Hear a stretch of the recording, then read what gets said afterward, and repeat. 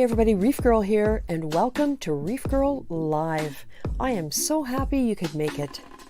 The whole idea here is to have some fun, chat, get some questions answered, maybe show off what you're doing, and get to know each other a little bit better. So sit back, relax, grab a drink. The stream is about to begin.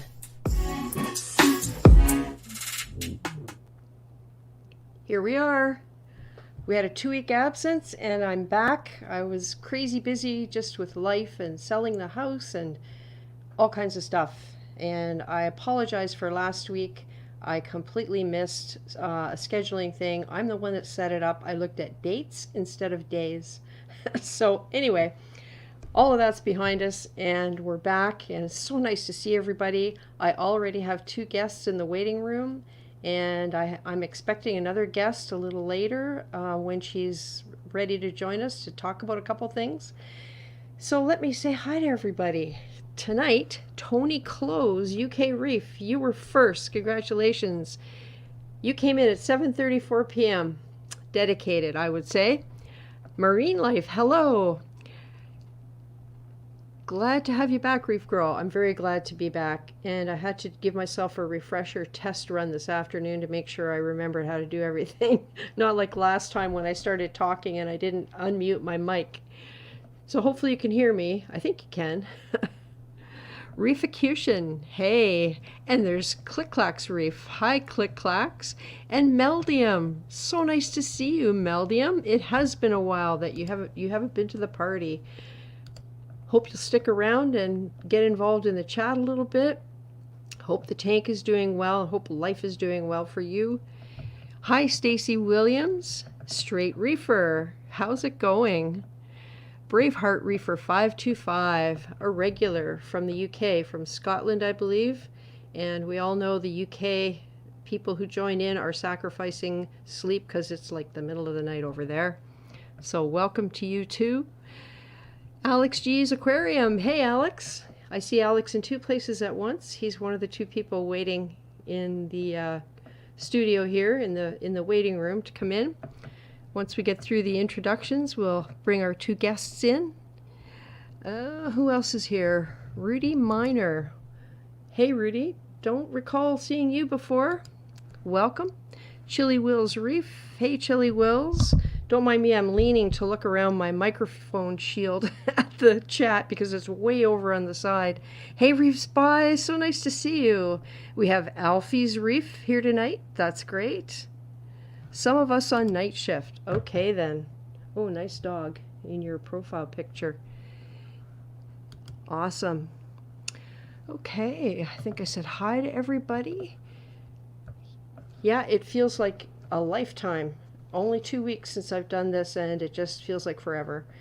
But, you know, I'm glad to be back and hopefully we can spend a couple of hours just chatting about things. I've had all kinds of stuff happen in my life with the tanks and everything else, and everything's going well. And I'm not going to say that too loud because you know what happens, but so far so good. So we have 2 guests waiting and I won't chatter away. Maybe if things slow down later, I can show you the usual couple of photos of my now 6-month-old grandson learning to eat and things like that. Messy and hilarious. So let's bring in the first of the 2 guests. And she has never been here before, so I think we should do the troll question. And I did rescue a couple of pairs of troll glasses from the mad packing and cleanup that had to happen here before we sold our house. So I got the bat glasses and I've got the, I don't know, techno glasses. They're picking up my green screen. Oh, that's weird. Okay, so let's bring in Taryn's Little Ocean. You may have seen Taryn in the chat, and it's so great to see her here because now we'll get a chance to talk to her about what she's got going on with her reef tank. So there you are. Hey, Taryn. Hello. How is everybody? How are you? Nice of you to come by. And your dog's saying hi. Yeah, I have a Saint Bernard. That's awesome. Yeah. So, a couple more people. Harish Premchand, nice to see you, Harish. Chad Kurtz is here. We see Chad fairly often. Chase V is a regular. Hey, Chase. WVU Reefer, hello. And Mr. DKH. All right, let's do the troll question now. I'm going to use these troll glasses. So, you may know this already, Taryn. I'm the troll guarding the entry to the studio, and this is just an icebreaker to kind of get to know you a little and sort of get the conversation rolling. So, simple questions, not supposed to be hard. Let me think now. So, if you think of your most frustrating reefing experience so far, what did you learn from it? Well, for sure it was cyanobacteria. And yeah, I just finally beat cyanobacteria after, I want to say, like 6 months battling it. Wow. So I just really learned kind of patience and getting to the root of the problem. Initially, I went the ChemiClean route, and then I ended up getting dinoflagellates, which was not fun. So then in the end, I just kind of waited it out. It wasn't harming anything. It just looked ugly.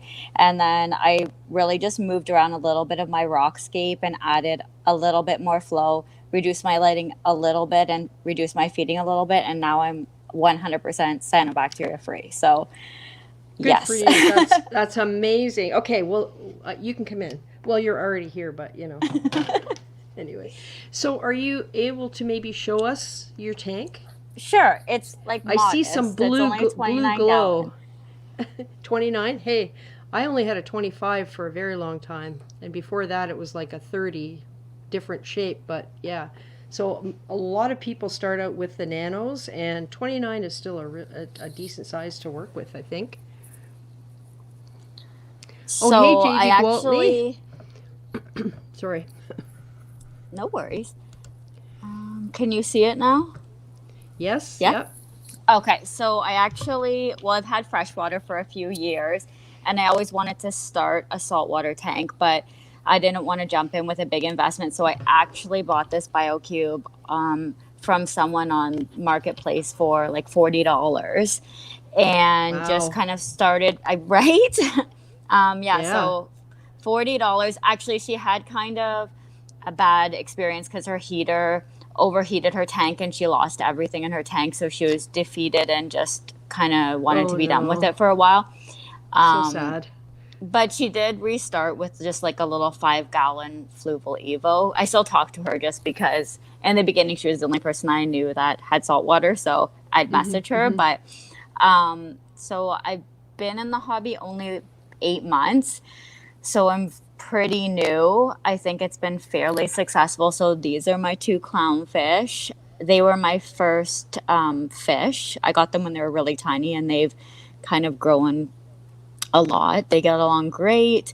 I got them when they're really small, but one was bigger than the other. So I'd like to think they're a mated pair, but there's no aggression or anything like that. I have 5 fish in my tank.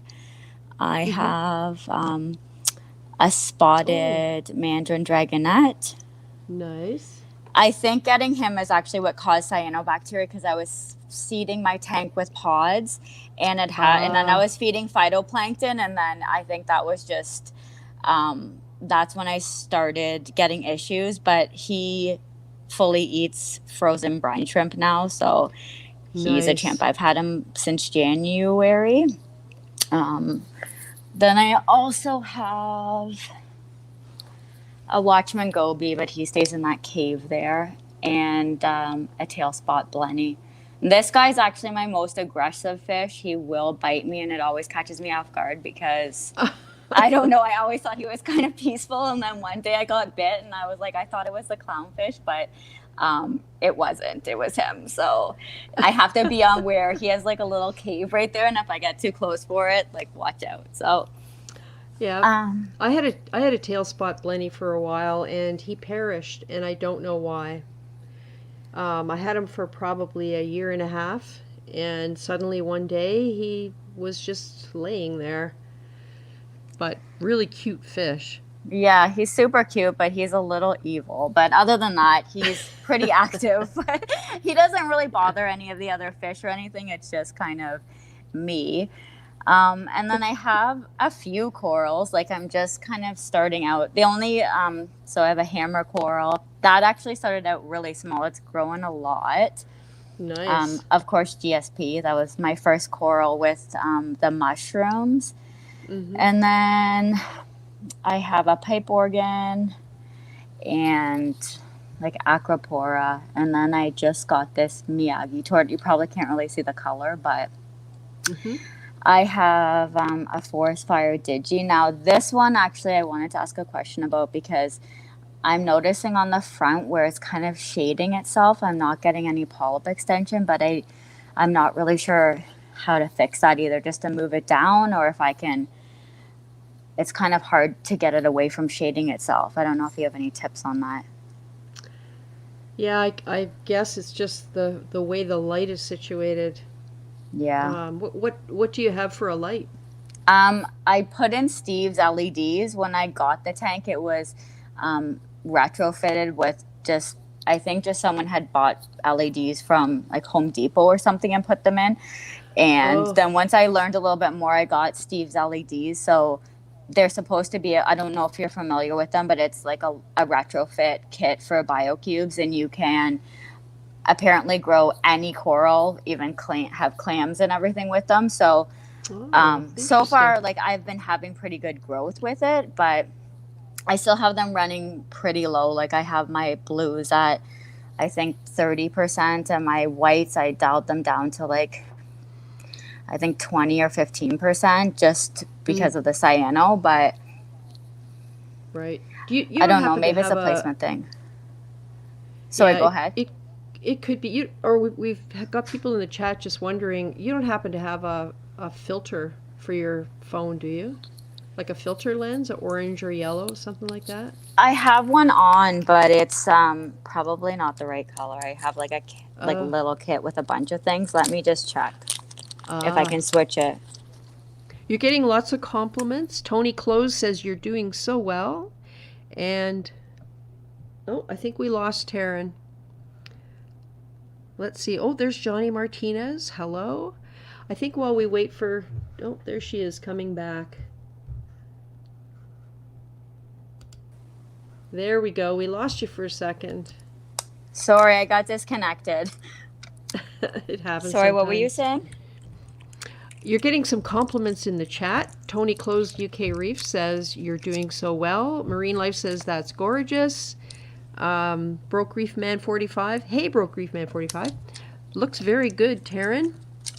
Alex G says looks good. Going SPS after 8 months is great. That's from Tony Close.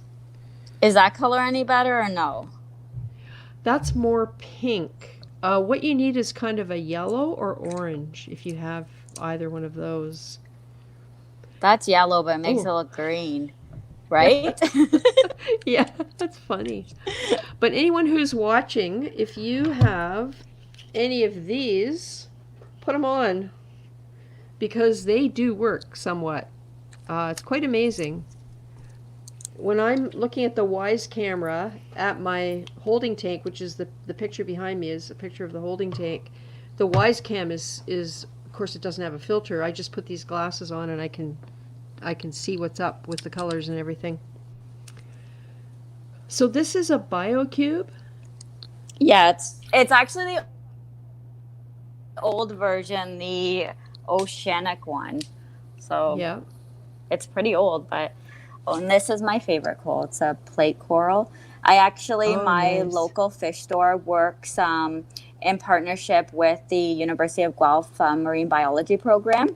So this actually came from them because they Nice. sometimes will bring. Sorry, go ahead. Go ahead. Go ahead. Is your local fish store the Coral Reef Shop in Burlington? Yeah, Where did you get your green leather that you have up on top of your rocks? Did you get that I got from it from Red? there. Yeah, pretty much everything in my tank is from there. You want to hear Just something really funny?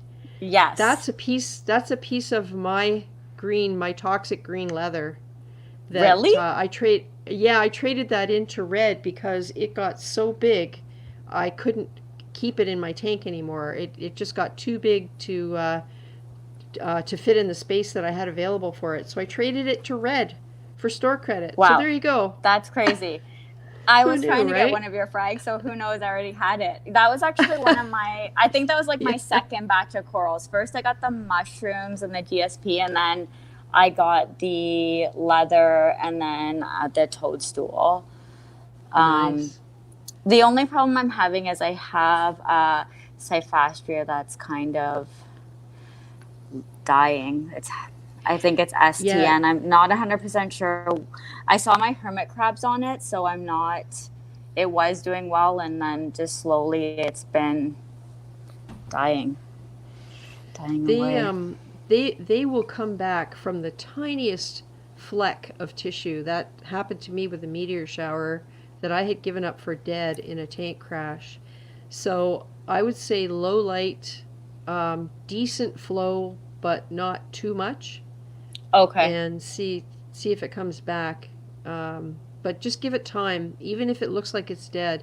Your hermit crabs may just be cleaning up algae and stuff that might be growing on the skeleton. I've never seen hermit crabs actually go after the coral itself. Usually they're cleaning something up.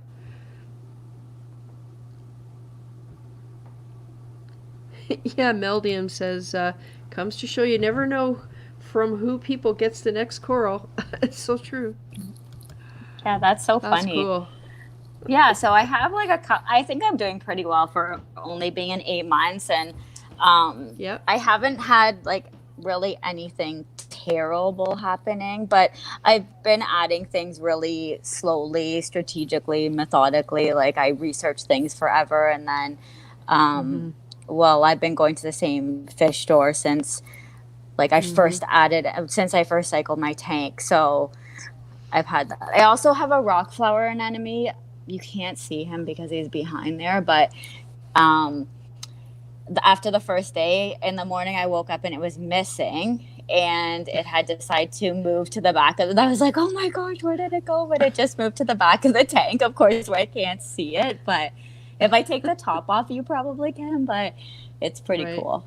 And then I have a couple of Monties. They're really tiny frags. They're in the back there. A Yep. sunset Oh, one. good.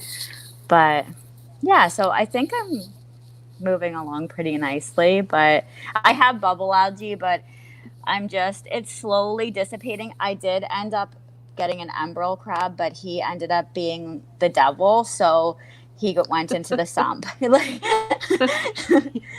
Sometimes you got to do it, right? Yep. Right? Like, Mr.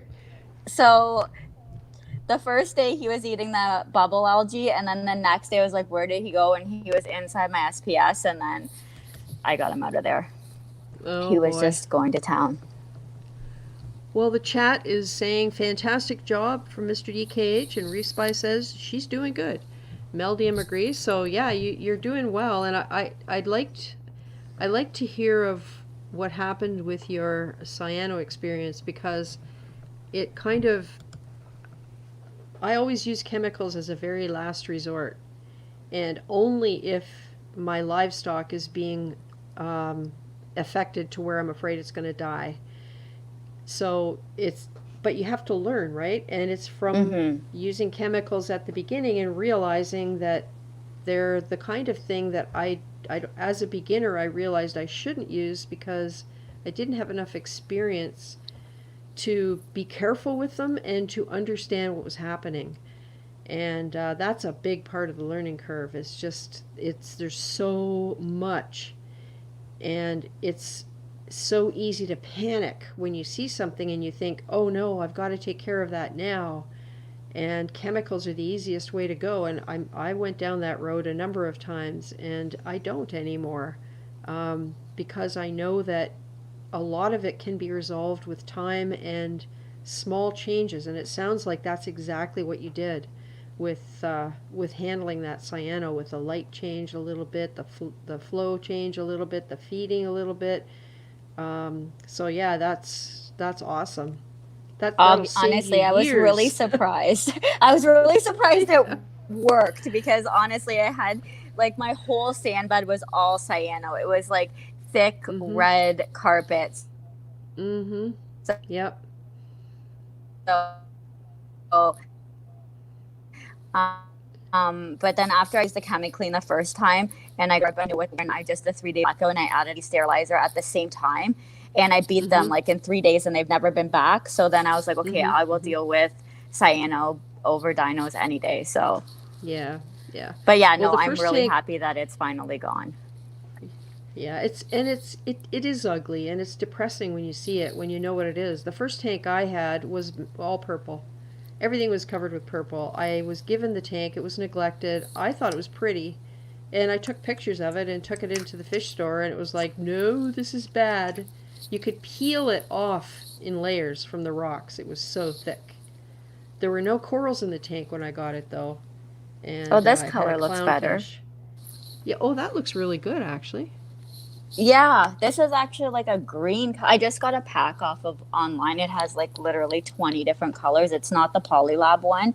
Um, Oh, interesting. but I got it because I can use it with my DSLR too. But that looks better, right? Yeah, that looks more true color. Awesome.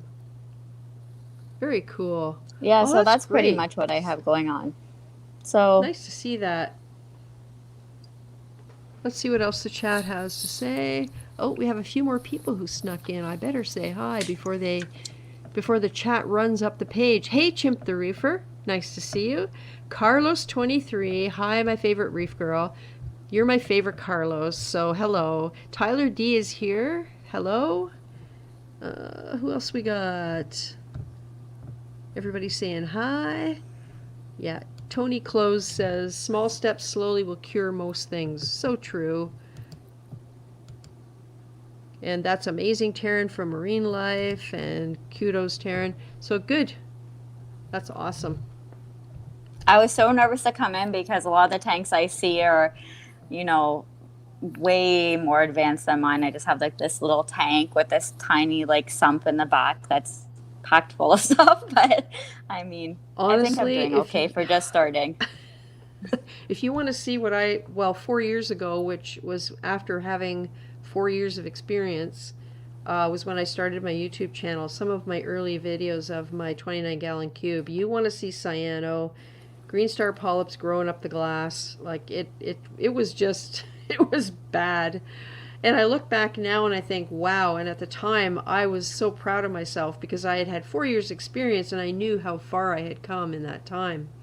So everybody goes through these stages, and it's so great to see when people start out, because things have changed so much in the hobby since I started, and now people who are just starting out have access to a whole different range of products and equipment and all that kind of stuff. So it's really cool to see what people are doing, and nice to see it. Like it looks good. Awesome. Thank you. I'm so excited that I have one of your corals. I think it's hilarious. Yeah, that Right? I at the time that was the only, I had never seen another one like this. And I got it as a quarter size frag. It was not cheap, but by the time I finished growing it out, it was probably 10 inches across.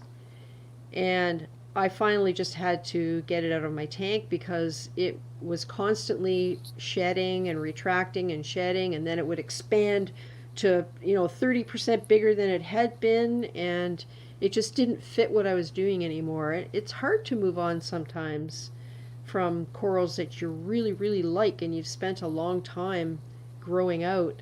But you have to. It's like having a garden, and if you get a plant that's overgrown and it's interfering with everything else, you got to make a decision. But it'll I know like I was a that little bit spot. worried that it's like gonna grow like huge there, but it's actually in the beginning when I had the old lights, it was really, really kind of spread out and like reaching for the light. But now it's, Yeah. I don't know, it looks more happy with the light. So, Yeah, and the um, color's good. The color is really good. It's that toxic green, and it's that bright green even without the lights on. yeah, yeah, it fully is. It has a little bit of like a recession in the center. You probably can't see it, but the rest of it looks really, really good. So Yeah. I'm not sure if it's getting like burned at the top of it a little bit, but Yeah, it's possible. It's possible the light, it could be adjusting to the light. Mr. DKH says, don't get discouraged having a small tank. He had a 16-gallon BioCube. So it's a great way to learn because you have to be right on top of the water quality. With a smaller volume of water, there's less room for error. Yeah, So, that's for sure. I test my alkalinity probably every day, yeah. just so I kind of know where it is. I did lose one coral because I had one of my test kits, I think, was getting near the end and it was giving a false reading. And then when I got a refill, it was like way higher than I expected. So Yeah. I pretty much test my alkalinity every day. And then everything else I test once a week, unless there's a Yeah. problem. Mm-hmm. Mm-hmm. Yep, it's a great habit to get into, that's for sure. Petsotics Multiple Aquariums. Hello. Hey, DC Reefer. Now, there's a blast from the past. I just love that more women are entering the hobby. I hope they take over, teach us stubborn men something. Yeah, well, we do it our way, and doesn't mean it's always the right way. I don't know that there is always a right way. I don't have anything to teach yet. No, you actually do, and you don't even realize it. It's the patience. It's that you took the small steps, made the little changes, and had the patience to wait it out. And that's something that even a lot of really super experienced reefers just never quite get to. So yeah, it's it just pretty don't much ever, went away like this past 2 weeks. So I'm still yeah, on the high yeah. that it's actually gone. I know. It's I'm like a waiting for it to come euphoria. back. I'm afraid to Yeah, say it's gone because I'm like, oh my gosh, I'm going to wake up in the morning, it's going to be back. it's one of those things where I remember when my tanks went through the crashes, I would walk into the room after things were turning around. Every single day, I'd be going, okay, what's going to be wrong today? What am I going to find that's a problem? And I think once it's happened to you a couple times, it's really hard to get over that feeling of being afraid that after all your hard work, some random event is going to happen, and boom, you're going to be right back to square one. Yeah. But Oh, other and than the Alec, bubble algae, I'm not too worried about it. yeah, I don't. It, you don't have a lot there. Can you remove that rock with the GSP on it, or is it attached to your structure?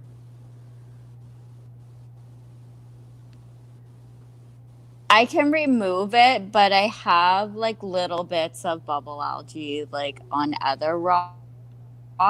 Right. But Yeah. honestly, it's starting to latch and like put into a little bubble, and I'm not sure why. I just kind of catch it with a net. Like it's actually going away. Like this was all covered. That whole Mm-hmm. side of the rock actually all covered. So it is Right. going away, but I'm definitely not getting another emerald crab. I've always had really good luck with them. Alex says his first reef tank was 15 gallons and Well, full for a that's what hot I fix. heard. I like did research. Go ahead. I did get that a tiny little patch of that, but I got it out of there. So Reef Spy started with a Petco 10-gallon special. Yeah, and now you've got Reef Spy, you've got the 180. Awesome. Lance P, hello. Why don't we bring Alex in? And we've also got PR Fish Girl here. And Monica's going to talk to us a bit about her continuous water change setup. So I'll bring both of them in and we can maybe have a little bit of a chat because there is a couple questions in the chat about a few things. So here's Alex. Hello. Hello. How are you doing? Tired. Oh I boy. I sold my house. Just like me. How long did it I take you? one day. Oh boy. Wow. We held off offers for a week. So it I took had us two a week. offers in the first day. That's awesome. So Congratulations. thank you. That feels So good, eh? yeah, a little stressful though to get a lot of work done in 4 weeks. So Oh my God. So you have a 30-day closing? Is that what yeah, it? we have a townhouse we're gonna move into for 4 months while our house is built. So Right. Yep. I need to sell or give away everything that I can't take with me for fish Mm-hmm. and corals, and then build a temporary tank. And the very first day I move in, or I can move into my townhouse, completely set that up, transfer everything I'm keeping, and then that night start tearing the whole thing down. Oh boy. So I don't envy I'll you have there. like 3 days to have the tank stripped down to the point where the glass is out and movers could come in and take the glass out of the house. Yeah. It's going to be a lot of fun. Wow. So no sleep for you. I took that week off of work, and I think it'll be a little less stressful once I get some of the big fish out and get them into homes. So Yeah. Yeah. Wow. That's well, I mean, I went through it and the way I did it was stressful but spread out and it seems to be working. So, it's that's the hardest thing. We have a question actually about a move. Why don't I bring Monica in here? PR Fish Girl. Hello? Oh, look at Wonder Woman on the wall. There Oh, she is. how are you? Nice to see you. Same. Oh, How's good. everybody doing? Good. We got busy. Alex here. Yeah. Yeah, I heard. Congratulations. Thank you. Nice. Well, let's see. There's a question about moving a tank from Lance P. Hello, Lance P. Any advice for moving a tank 10 hours away? It's a 13.5 gallon. All the rocks will fit in buckets. Doesn't know about oxygen supply or other problems. So, Alex, having a past career in tank maintenance, you can probably give some good advice here. Yeah, I actually put something in the chat for that. Oh, Battery did ya? operated, Yeah. battery operated air pumps. But also, instead of using buckets, because temperature will be a concern at that length, get a cooler Mm-hmm. and use a cooler. Yeah. Yeah, I see that here now. That's really good advice. When I moved my fish, I put them in buckets with the battery operated pumps. And it was only 45 minutes away. The temperature was probably, I want to say, mid 70s. So it wasn't really hot. A couple degrees different than the tank, but not a problem.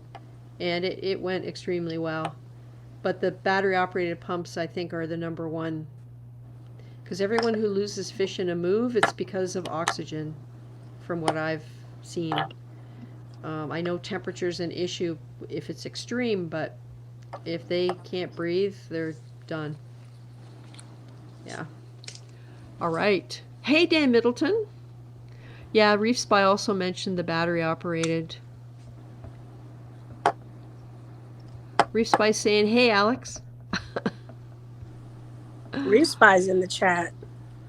Yeah. Reef Spy hopes he never moves again. We were never going to move again. And look I mean, what happened. can't be fun about moving all of this? I know. I got no complaints with what I had to do. And I get the fun of getting something bigger to set up. Oh, DC Reefer says he bought a house and will be there for the next 10 years. Yep. It'll go by quicker than you think. It will. It will. Too fast. Oh, look at this. Next tank, 800 gallons. Then after that, bury me in the tank, no casket. Yeah. I had something go through my head today. My tank was planned to be 72 by 48. 72 wide, 48 front to back, by 22 inches deep, which is roughly 306 gallons, I think. And I had the thought today that I could make it 60 inches from front to back. Ooh. I could make it Wow. 72 I like your by idea. 60 because the way they built the walls in the basement, we asked them to extend them by like they put them 6 inches beyond where the front of the tank was going to be. And I asked them to extend a further 6 inches because I thought maybe I might want to move the tank a little further from the wall to give me more access behind it, because I'm planning on putting it 1 foot out from the wall so that I can actually stand a chance of reaching in there if I need to place a power head or whatever.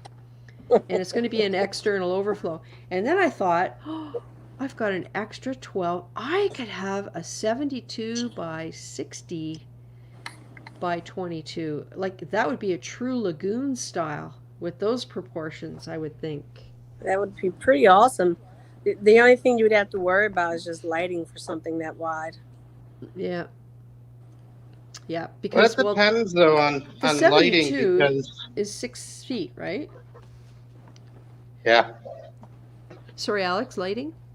Well, I was gonna say the one thing with lighting, because I had that even when I went to 48 inches, is that are you really going to be placing corals in the full 72 inches front to back of the tank, or is it? No, the plans I have are for, well, how can I put this? It's going to have a lot of thin arches, a lot of swirly structures that have a lot of surface area to put coral on, and to facilitate good flow throughout. I'm going to have a central area that's all caves near the back, because I don't stand a chance of being able to reach the bottom there. So if I build that area up into terraced caves, it'll be mainly for the fish, but I can still put coral on top of it. And I'm staying well away from the glass, because I thought I was far enough away from the glass in my Red Sea tank, and it turns out I really wasn't, because I didn't account for coral growth. I only looked at the rocks. So this next tank, I want to stay far away from the glass so that I don't run into problems with cleaning the glass. So we'll see. I have to seriously think about it, because if I go 60 by 72 by 22, it's almost 400 gallons. So we'll see.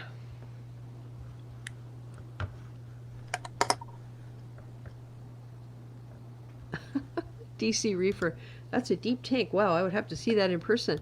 Hey, listen, open invitation. You guys want to get in a van and come up here and cross the border if it ever opens again?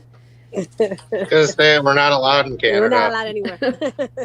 Yeah, we're not allowed in the States either right now. Yeah.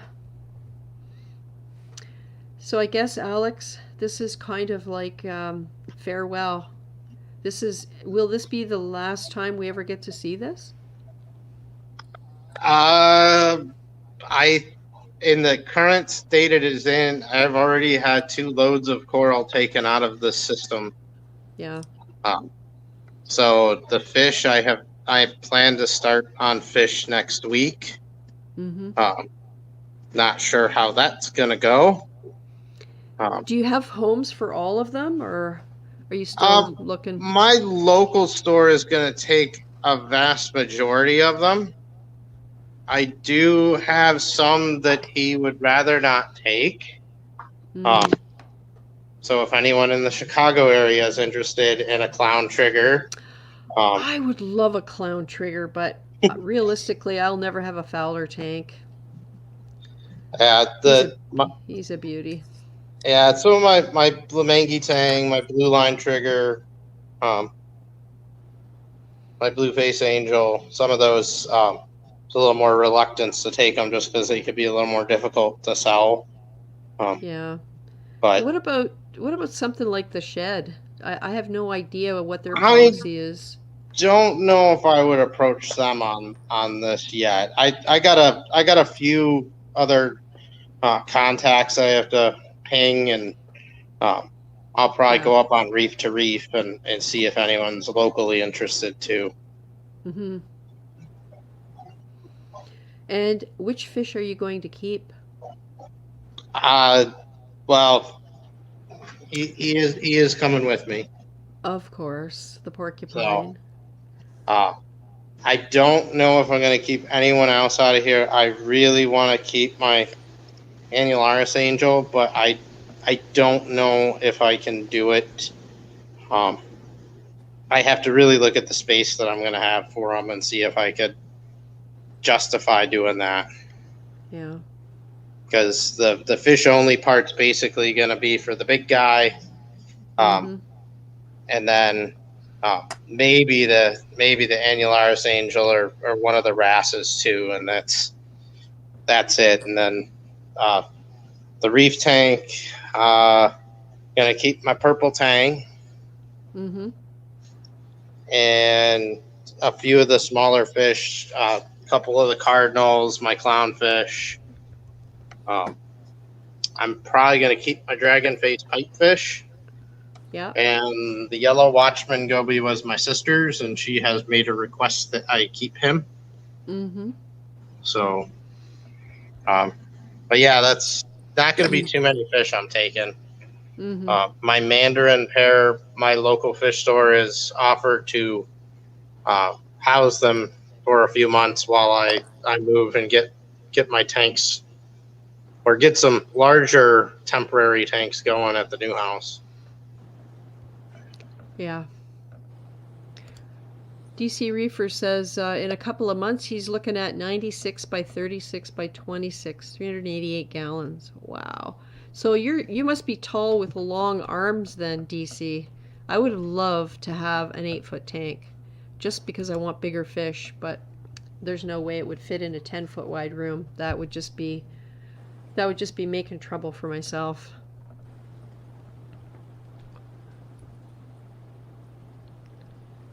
His wife likes the long-looking tank, and he likes them deep, so they're coming up with those dimensions. Oh, that's cool. And Johnny Martinez is asking to see Monica to see your tank closer. Yes, we will, because Monica's going to tell us about continuous water changes, which is something a lot of people have been talking about lately. So we'll be doing that. All the chat. Anybody else jumping in here? Chicago area. There's MPK Leo Lavon. He's in Chicago. Would be interested. Alex G.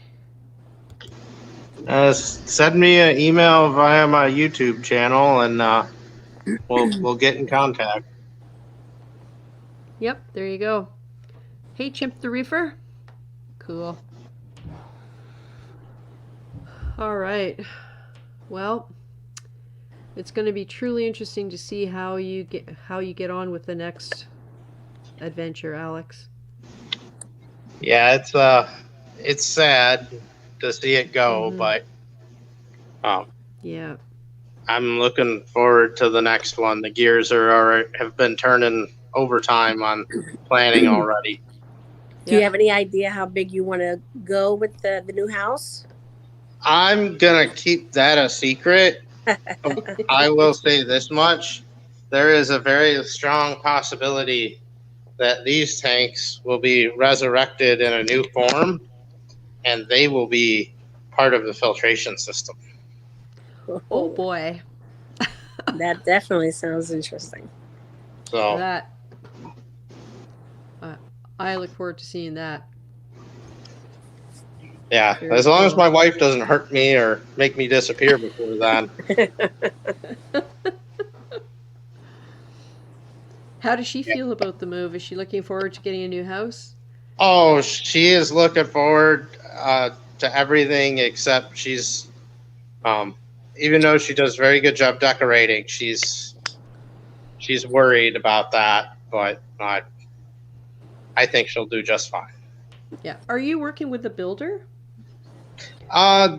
It's a subdivision, so the builder is they just have several different models, and we picked the ranch one they had and just did they don't have like endless possibilities of customizations. They actually keep the list kind of short, but we like everything they had, so that worked out well. So I don't know. The basement's my domain that I care about. That's what ours is like. I was over. Yeah. Well, and look at what you've done with this basement. So the possibilities are are wonderful. Sorry for the cat, guys. I saw the tail end of it. Yeah. Oh, goodness. Yeah, it's, The biggest thing I was worried about was the kitchen with our house. I was finding it overwhelming with the idea of designing a kitchen, but luckily the builder had, like, you go to the kitchen place and they have a couple things you can choose from, and then they start asking questions, and then before you know it, your kitchen is done.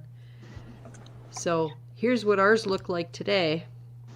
It's getting there, slowly but surely. Oh, look at that.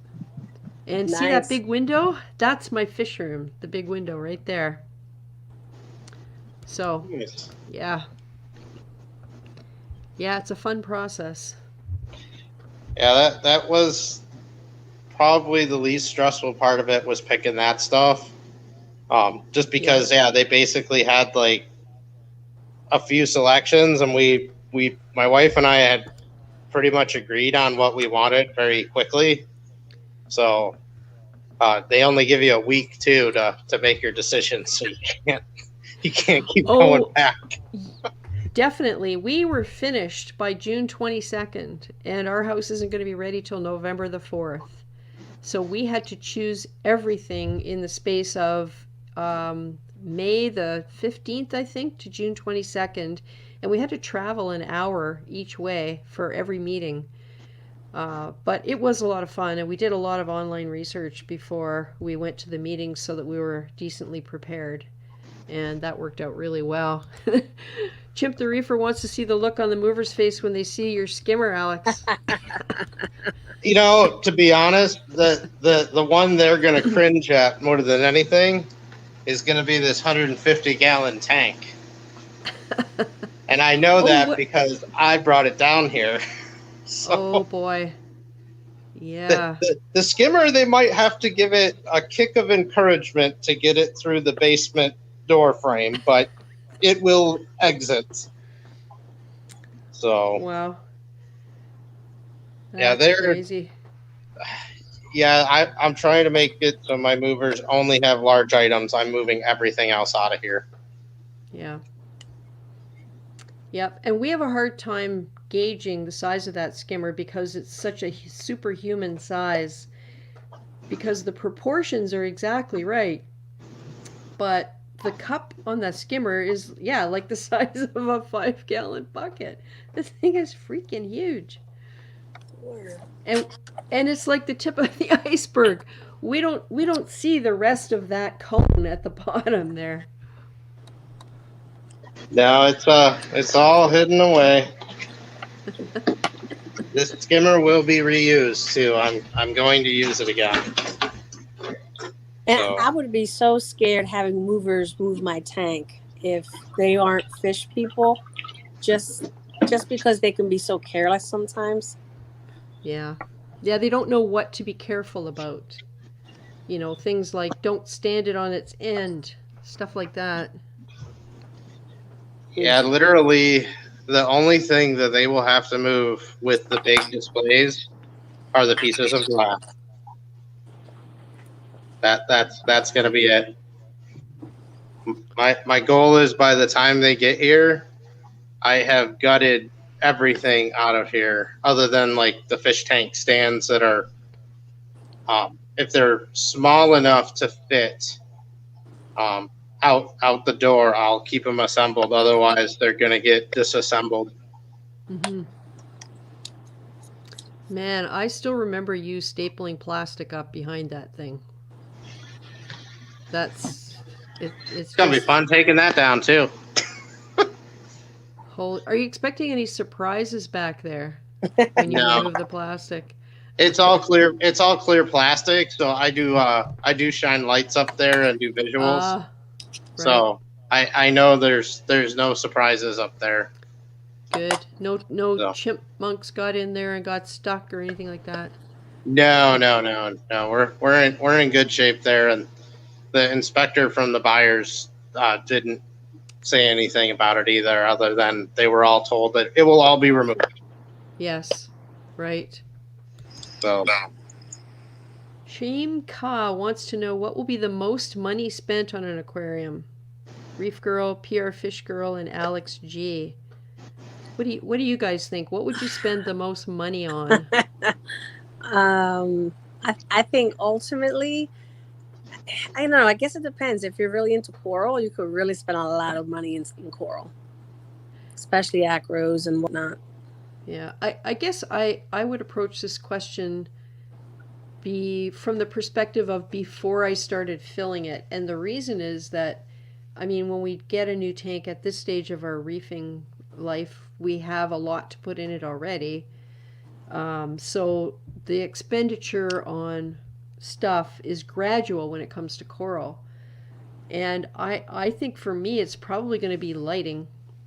I suspect my lighting is going to be the most expensive part. If you take components such as the tank, the stand, the sump, the skimmer, that kind of thing, for me, I think it's going to be lighting. So overall, you think lighting will be the most expensive part that you are going to spend? That's interesting. I think so. Yeah, I suspect it will. Unless I can get a deal somewhere.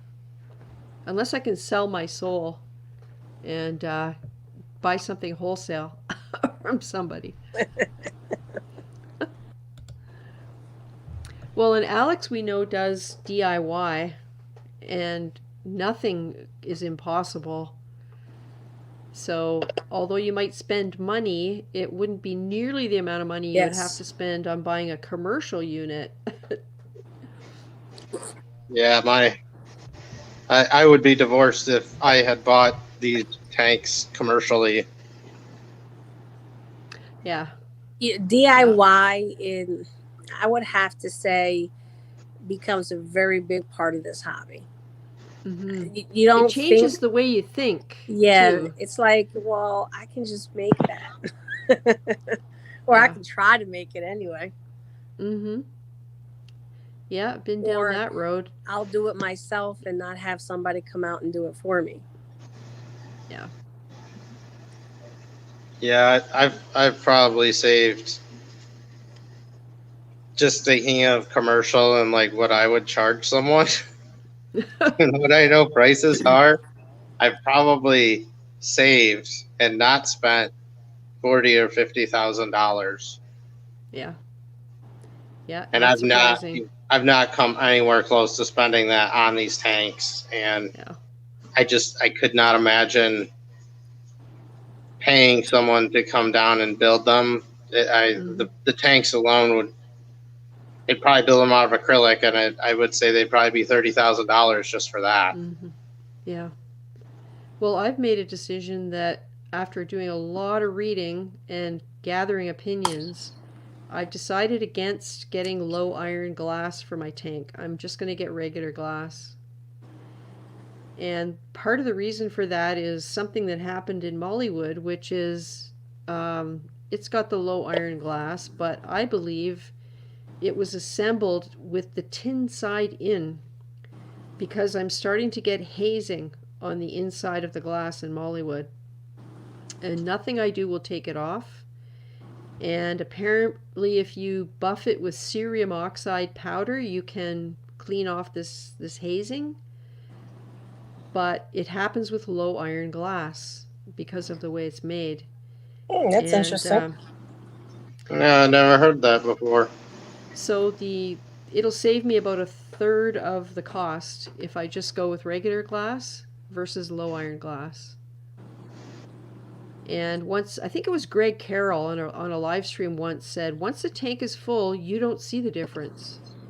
The only time you see the difference is the parts of it that are out of the water. You might notice that when you look from the side, you don't get that green color.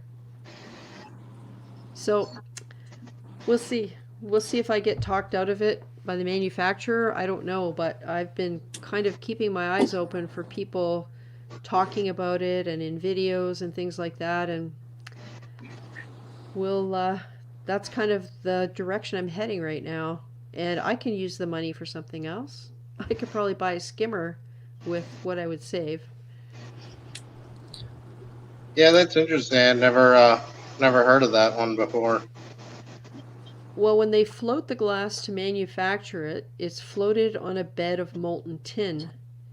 And when the glass is used, it's apparently, I can't remember the details of how it's marked so that you know the tin side should not go in because of being in contact with the salt water. The tin side should be out. And sometimes they get manufactured incorrectly and the tin side is in, so it's in contact with the salt water and all of the chemicals and things that you use with it.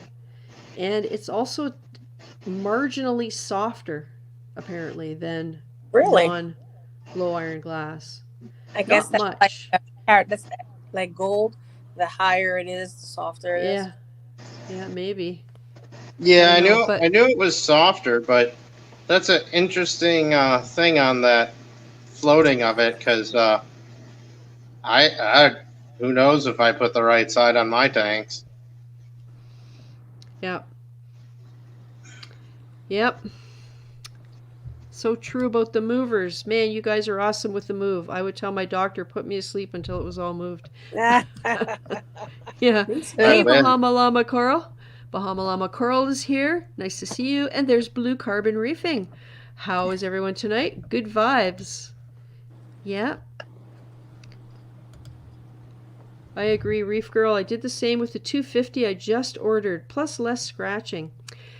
Yeah, I don't know. I just think, if you think about it, if you have a scratch on your glass or acrylic, you see it when there's no water against it. If you put water against it, it minimizes it to where you hardly see it. If you know it's there, you can see it, but it's not the same. So if you apply the same principle to low iron versus regular glass, regular glass is you won't notice the difference when there's water in it, I guess is the point. You just notice the difference when it's empty. So we'll see if I regret it. You know what? We lived this long without it. Yeah. Johnny Martinez says, "Oh wow, PR Fish Girl, your tank is awesome." It is awesome. We're gonna get Monica to talk about it. It's a 210, right, Monica? No, it's too even. Oh yeah. Yeah. It's 27 inches wide by 5 feet long, and it's like 27 high. So it's kind of tall for me, but it fit exactly where I needed it to fit. So I jumped on it. Nice. Hey, good night, Meldium. I'm really glad you could stop by. He says he'll maybe get back on later. He's putting the boys to bed. Oh, there's Diacanthus Reef. Never looked deeper into the facing on low iron being different, but it makes sense, I suppose. He gets acrylic. I know I'm not careful enough to use acrylic. Yeah, acrylic scares me. I would scratch it just by looking at it, and then I'd be mad every day after that. Yeah, I can't go acrylic. There's just no way. Yeah. You're making me have another avenue of research for glass, though, since my next one will be glass. Yeah, if you, what started me on it was noticing this haze. So, and there are a lot of people that relate it to dosing lanthanum chloride. And I've been using Elimifos Rapid, which is essentially a mixture of lanthanum chloride and a couple other things. So that's what made me wonder. And so I started looking into it a little bit more, and then everyone was talking about how it's a little bit softer, and about this, the tin is what reacts with the lanthanum chloride to create this haze. So yeah, it's one of those things, and I am not going to stop dosing Elimifos Rapid because it's one of those little things that works for me. I know earlier I said no chemicals, but it's a management tool that does the job for me.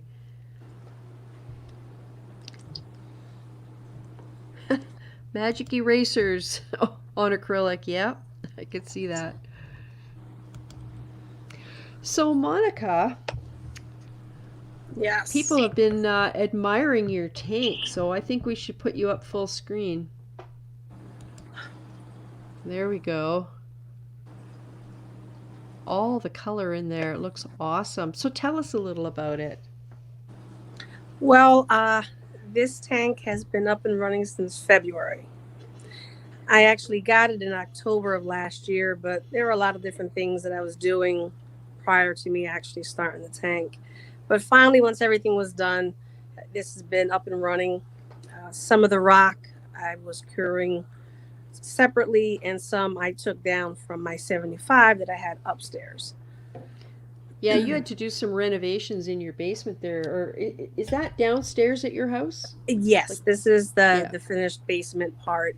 I did some work in the laundry room slash fish room, yeah, and above here there was a heating vent that I took out right.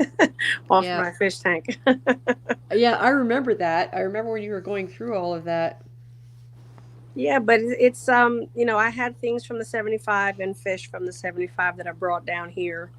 But the bigger fish I got in January, and they were all in quarantine. So the Naso tang, the purple tang, the hippo tang, I had all those guys in quarantine, and they were all small when I Hmm. got them. I kind of wanted them to grow into the tank.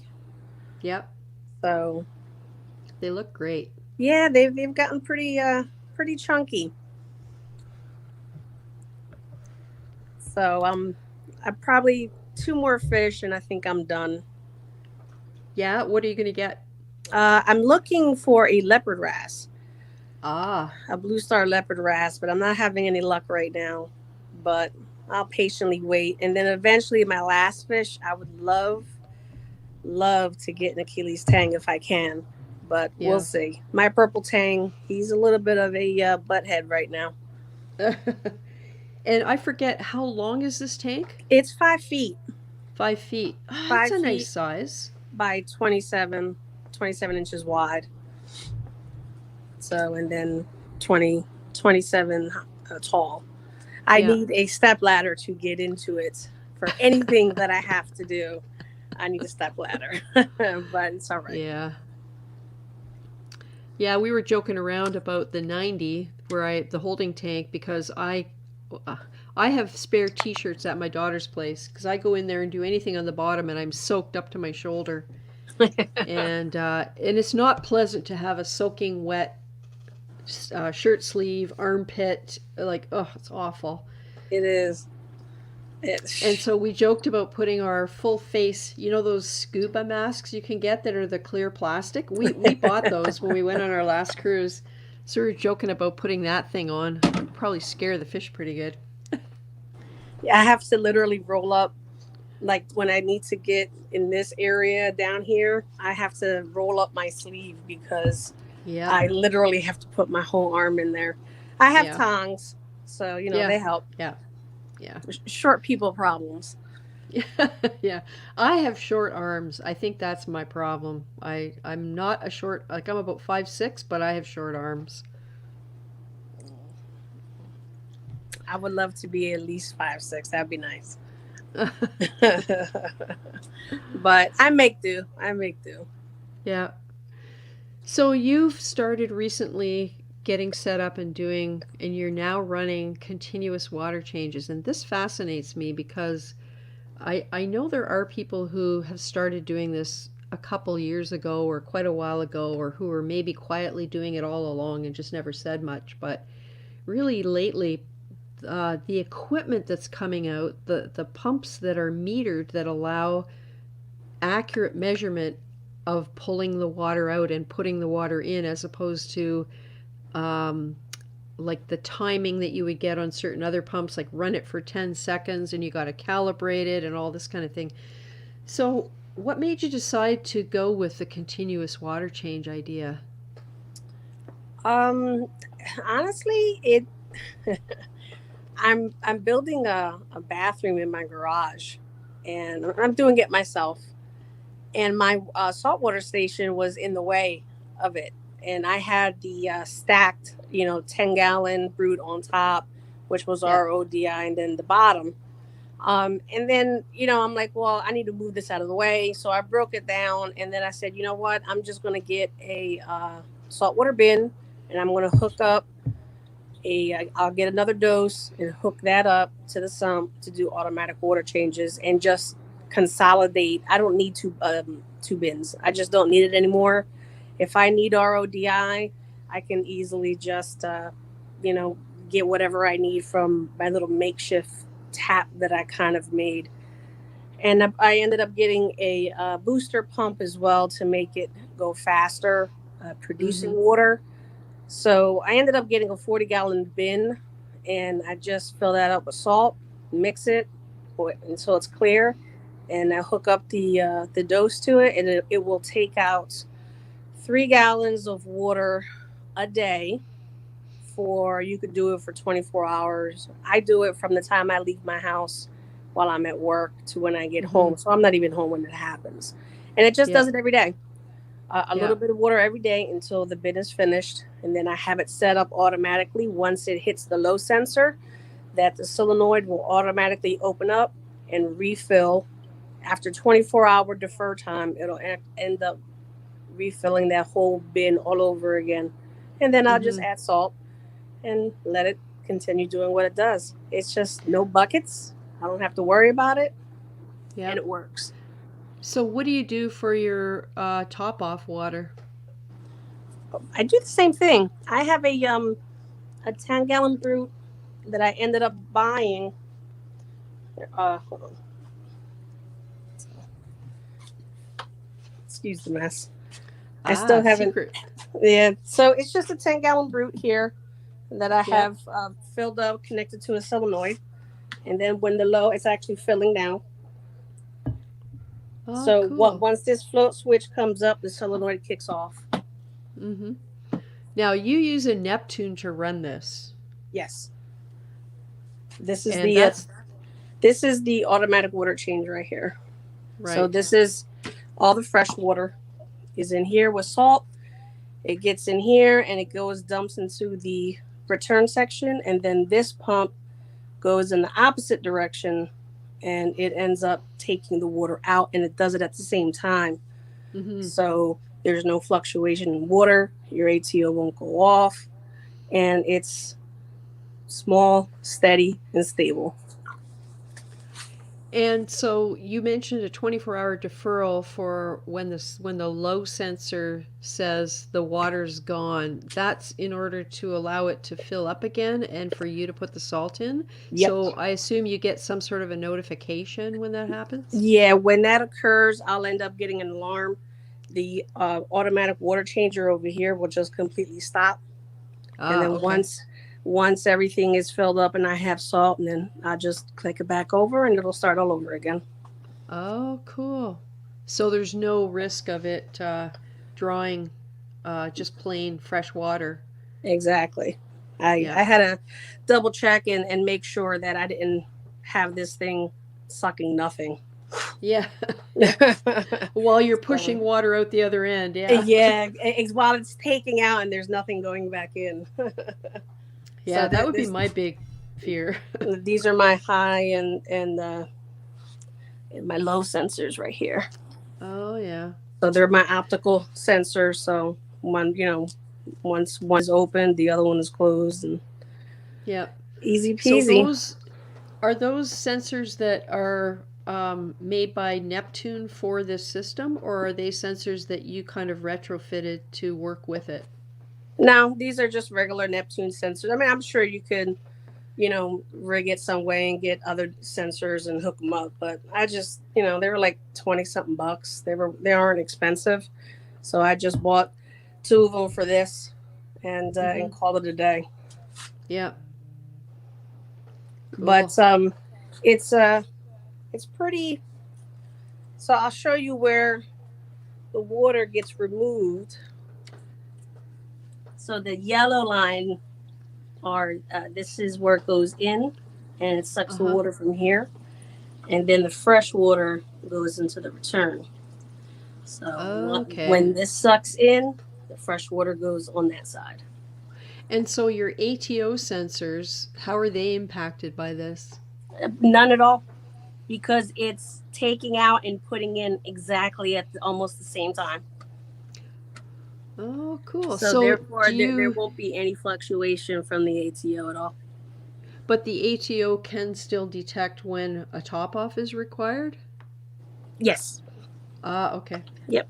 Yeah, there's the first statements in that. So even if there's a little bit of fluctuation, like water ripple, it waits 30 seconds or whatever it may be before it actually, fills it up. But I've been running it for almost 2 weeks now, and I have no fluctuation at all to where it ends up getting low because it was, too much water was taken out, which it hasn't happened. So Right. that's why it's coming out of here and then going in the other end. Cool. So the dose then, both heads are capable of running at exactly the same speed. The same So speed. Yeah. In one direction and the other in the opposite direction. Right. So it takes Oh, out, but they're interesting. calibrated originally. So Yeah. And I I don't have guess to worry about that. I guess you'd see fluctuations and know that there might be something up with one or the other, whether there's any kind of a blockage or it was getting out of calibration. You might have to calibrate it again. Like you'd be able to tell by the fluctuations perhaps in what salinity or water level. Yeah, if let's say my ATO actually goes off, then that means water isn't getting pumped back in. It's only getting taken out. Yeah. So I would know by that, along with me actually, because I physically still take a look at the bin every day. Mm-hmm. Yep. It's just habit. I go in, I peek, I look, I see the water level. Mm-hmm. But and I still check. It's just a habit. I think it's a good habit. But I'm really enjoying it. It's not like I'm taking 40 gallons out and dumping 40 gallons in all in one shot. It's just 3 gallons a day, slow and steady. And so the 3 gallons a day, what's your total system volume then? It's probably about maybe 230. 230? I mean, I would think, give or take, rock, sand, 225, 230. Yeah. The sump is 40 gallons and then here, but, like I said, rock displacement and sand. So yeah, I could do it 5 if I choose to. You can do any amount you want, honestly. I just, pick 3 to just start it off and see how I like it. Yeah. So it's like roughly 1%, a little more than 1% of your total system volume. If you're trying to calculate what an appropriate amount of water to swap out would be, somewhere around 1% seems to be where you've started with this. Yeah, pretty much a day. Yeah. Oh, that's cool. So instead of 20% once a month, it's like 1% per day. And I can totally see how that would contribute to stability, as like provided that your makeup water stayed stable as in terms of the salt and all that kind of thing. Right. Yeah. I mean, this whole thing is all about stability. Yeah. So, a little bit of water coming out, a little bit of water going in every day. Yeah, makes total sense. Yeah. I just tried to get my head around the mechanics of it, and seeing how you've got it set up there, I can understand, especially given where you have the intake and the output located. Yes, that's very total important. sense to me. Yeah, because they have to be close together. Otherwise, you get that lag through the system. And then they have to be in separate parts of the sump. Right. For it to, so you're not taking out, you can't have the portion where it takes out water and returns water in the same area. That's just defeating the purpose. No, exactly. Well, and it makes sense to have the removal upstream from the replacement. Right. Because, yeah, I mean, that sounds obvious, but, Johnny Martinez has a question about your doser connections fittings. Are they female thread by push connections? He has the same operation, 1 gallon every 2 days on a 40-gallon tank. Yeah, those little things are really neat. I got those from Premium Aquatics, and they're 1/4 inch push connect fittings by 1/8 NPFT, I think it is. So they're female threaded connections, and they just slip right on. I mean, I put a little, tape on there, uh, but besides that, they just go right on, and no issues. They worked fine. I made sure I stayed home for the very first run. I did it early enough so they were going really fast, just to make sure I didn't have any leaks, and everything worked great. And those push connect fittings, they are pretty awesome, and they're pretty doggone cheap. I know Saltwater sells them, I think a 4-pack for like $20, but if you get them at Premium, it only comes out to $8 for 4. Wow. Cool. Yeah, how long does it take for one water change to happen, or is it spread out? Well, it all depends on how many gallons you're doing a day. So how do you have yours set up to go over a 24-hour period? I have it a little less than that. I have mine, I think it's about 10 hours. I have it set for 10 hours to do 3 gallons. Ah, interesting. And so overnight or throughout the day? I actually you said it was when you're out. When I'm at work, so it's like the middle of the day, kind of going into the night. So then by the time I come home, it's already finished. Mm-hmm. Yeah, that makes a lot of sense, because then when you come home from work, if it has run out of salt mix and you have to make up some more within 24 hours, you can do it. Yep. That is cool. But yeah, I'm loving it. It makes me wish I did this a little sooner, but Oh, hey, I'm taking it all in, because I loved the way my water changes worked, the way my husband got it all set up for me. And I was planning on doing something similar, except it'll be even easier, because the sump and everything will be in the basement.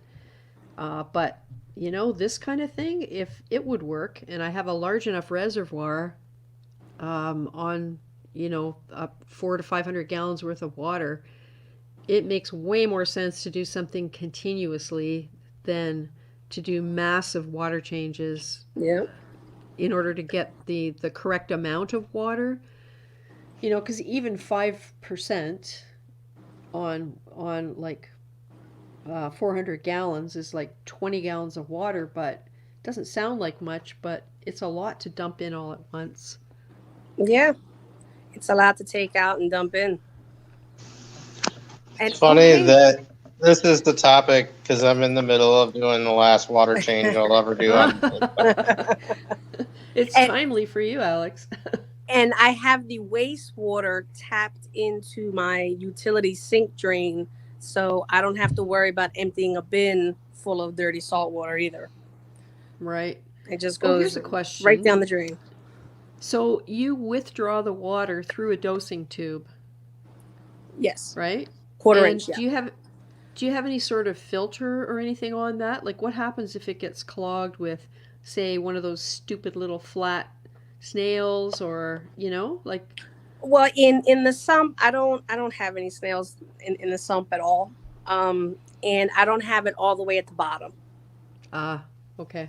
So it's never going to pick up anything that's kind of settling on the bottom of the sump floor. Right. Yeah. So I kind of have it, midway, so I don't have to come into that issue. But when I do, monthly maintenance or whatnot, I always check my alkalinity tube and my calcium tube. So I will always check that as well in the same time.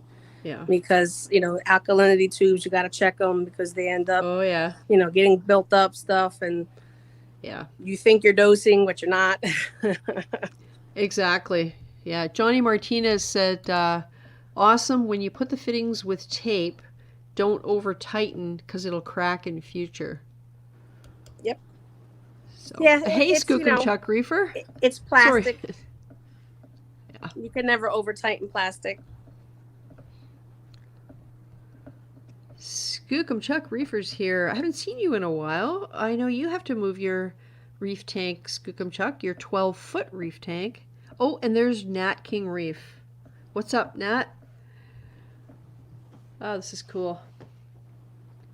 So the other thing I don't know if anyone in the chat has any questions, please put them in there as we go along, but I know you've had shenanigans with a calcium reactor, and I forget right now, do you still have a calcium reactor right now?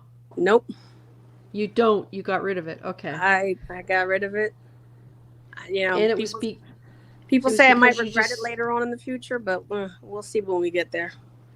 And it was because you couldn't get a feed pump to run it properly. Like you just couldn't get the right kind of flow that you felt confident the thing was working right. Was that? Yes, that kind of accurate? I had the Kimura originally, and I ended up getting the Versa. You know, they raved about this thing, so I said, you know, why not? It's smaller. You know, we'll give it a shot. It's Ecotech, right? I hooked it up, and the first 2 months it was okay. So I said, well, you know what? I kind of am the type of person where I'll hold on to this aquarium equipment, and I hold on to this, and and I got too much. So I ended up talking to a fellow female reefer, and she asked about it. So, you know, I sold it to her down in Florida. And don't you know, probably about a few weeks after I did that, I started having issues with the Versa. Oh, no. It just stopped pushing, you know, effluent out, you know, into the sump. It would stop, no idea why. So I called Ecotech and told them about it, and they said they were going to send out a new tube. So I waited over 2 weeks for that. So I was trying to manually hand dose, which really wasn't that great. I kind of had a couple acros start bleaching a little bit just from the alkalinity drop. Finally, they sent it over to me. And in the meantime, I ended up buying an extra one. So I put it in. It worked fine for a few days, and then same issue again. Wow. It was just unreliable. I couldn't depend on that. And what would happen is it would actually start taking water from the calcium reactor itself because there, you know, it wasn't sucking any water up from the sump. Oh. So it was just a nightmare. It was annoying. Me personally, anybody who wants to run a calcium reactor, just get yourself a Kimura. That's the best way to go. There's a few people out there who had the same issue I had. And they all recommend just, you know, getting a Kimura. But at this point, I said, forget it. I'm just going to dose ESV and call it a day. Mm-hmm. So I have my Trident with the dose, and it's been pretty doggone stable. Yeah, I don't think I've ever had it as stable, even with that calcium reactor that I had.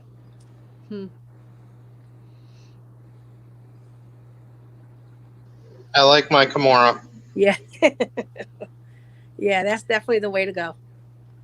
Yeah, I used a Kimura to dose Kalkwasser, and it was the Dripping Pro. It wasn't even the one that was meant for reef tanks because that didn't come out until I can't remember who.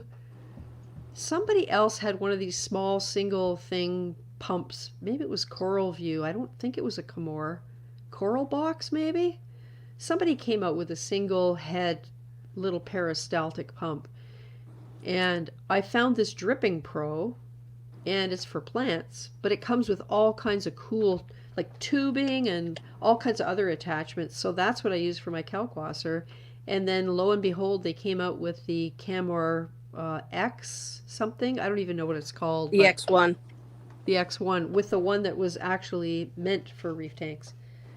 So I used the Dripping Pro for the Kalkwasser, and it was awesome.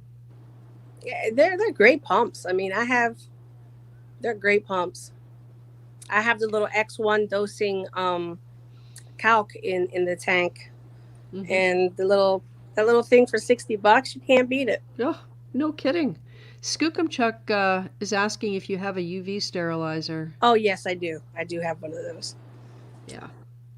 I have And that running. Skookumchuck, you're moving your tank on the 15th. Wow. Yeah, the 12-foot. I can't even imagine that. A 12-foot reef tank getting moved. Oh man, that'd be too scary. You must not get any sleep at night thinking about that one. Yeah, Blue Carbon Reefing says, love the Camor, no Ecotech for me, too expensive to break after a year or two. Yeah. Blue Carbon, 3 months. 3 months. It broke after 3 months.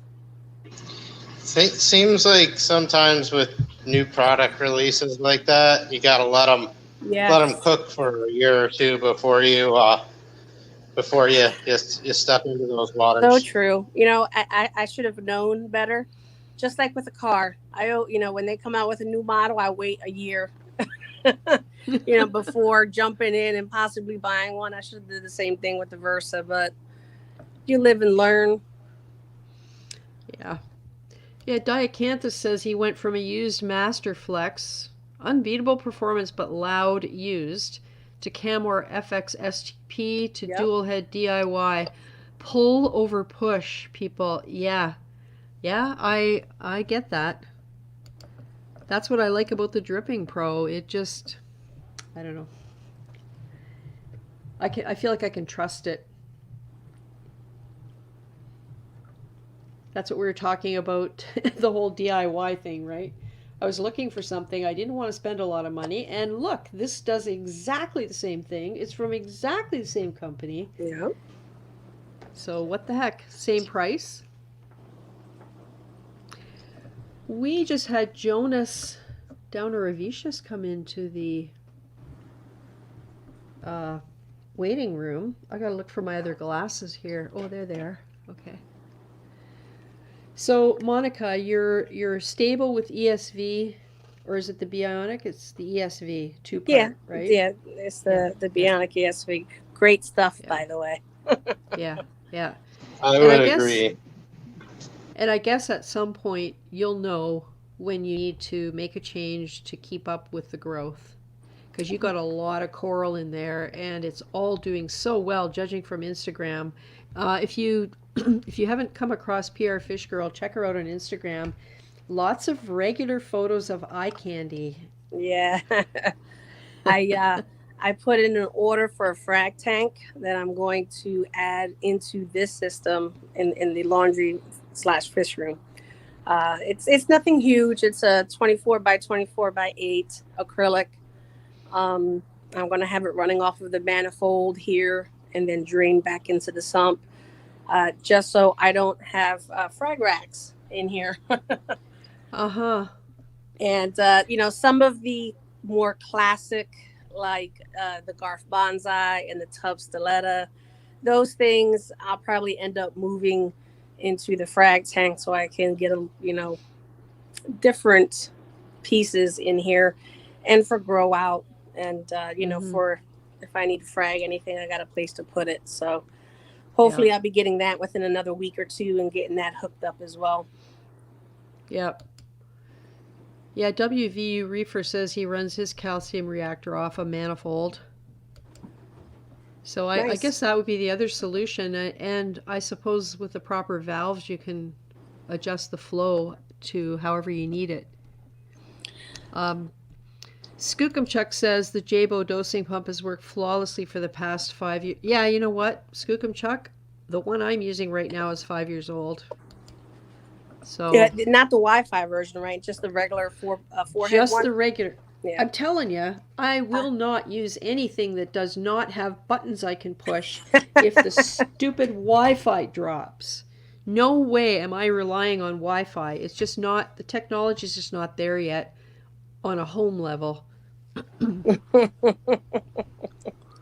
I know. Hey, do I sound like I'm cranky? I am cranky. Running off of Wi-Fi, and I haven't had any issues. Yeah, you must have good internet. I mean, our internet is crap. Yeah. Our I can't even get a signal at my front door, a Wi-Fi signal. That's how bad it is. And we can't even be bothered to follow up again for the eighth time with the internet provider to get a router that actually works. So we're just hoping it works better in the new house. Oh yeah, look at this. Yeah, Diacanthus Reef. Don't buy new products till they've been on the market a couple of years. Imagine buying the Mindstream. I Uh, wish I could have bought the the Mindstream. mainstream didn't even really even Man, make its way out like that. It's a shame. it's such a shame. Yeah. And Reef Keeper. Oh, hey, Phil. Glad you could join Hey, us. Woohoo. Versa see? crapped out on me 3 times with the calcium reactor. Back to Camor, Oh, 0 issues. there you go. Oh, Perfect example. I've had that conversation with him a few times about the Versa. yep. Versa dripping calc now with a new tube and a 3D printed part they sent me. It's been good so far. You love it when customer service has to send you a 3D printed part to solve a problem, right?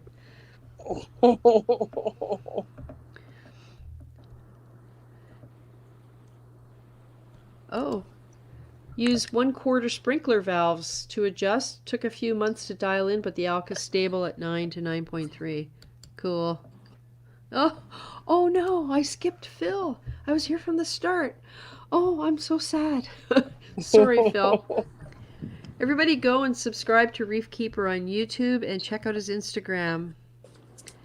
You'll see amazing tank shots that you won't believe if you haven't seen it already. Oh yeah, he's great tank.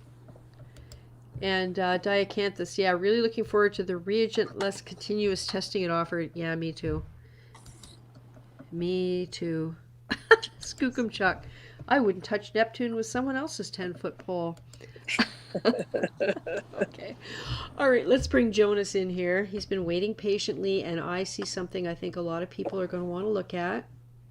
I got my glasses ready. Okay. Hey, Jonas. Hey, can you hear me? Yep. Thanks for waiting. Sure. Thanks for the invitation. That looks really nice. So I'm going to ask you the troll question. I don't think you've been in here before, have you? No, I have not. You have not? Okay. All right. So here's the troll glasses. The bat. Oh, I guess these are cat glasses. So, Jonas, I know you've been, yeah, Batgirl, not wearing the leather suit, so get that out of your head. Okay. So I know you've been around for a while, and I can tell just by looking. So, can you, in one sentence, describe your very first reef tank?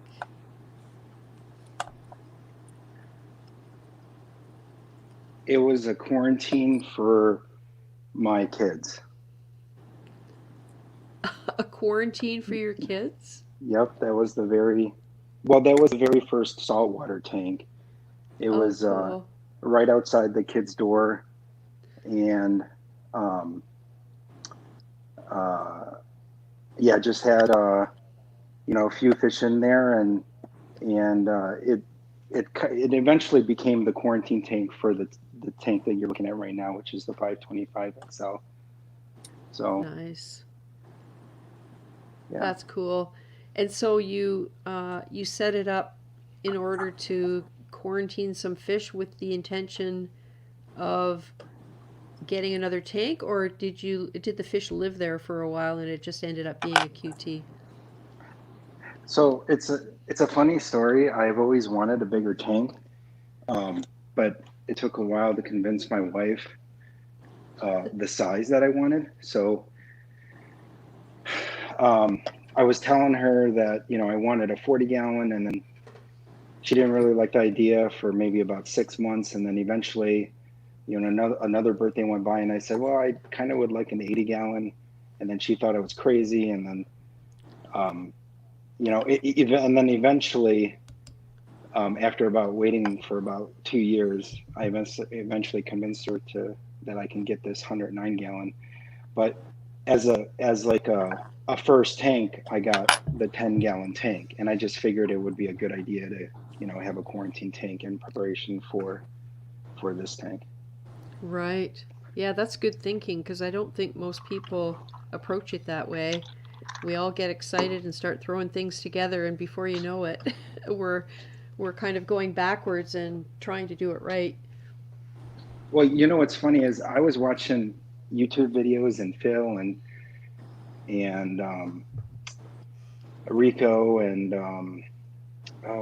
CJ Aquariums. I was watching all the time, and I was just watching folks, and I didn't even have a tank then, so I was probably learning for a good year, maybe almost a yeah, I would say about a year before I even had a saltwater tank, and it was just I just really liked the community, and I learned a lot before I even Yeah, started. I totally agree with you. I probably was watching YouTube for a year before I made a channel, and I didn't know YouTube existed as a resource when I first started. I was going to the local fish store, I was trying to read forums, I was reading books. I bought all kinds of books. I have Julian Sprung's Reef Notes, the whole set, and then I found YouTube, and I think it was just I resisted it because I misunderstood what YouTube was. I just thought it was all stunts and music videos. And I remember the first time I discovered a video about a reef tank, and it was like, oh, so the whole learning thing, it's true. If you just pay attention to a bunch of different people, you can pick up all kinds of stuff, and you kind of learn what makes sense and what doesn't.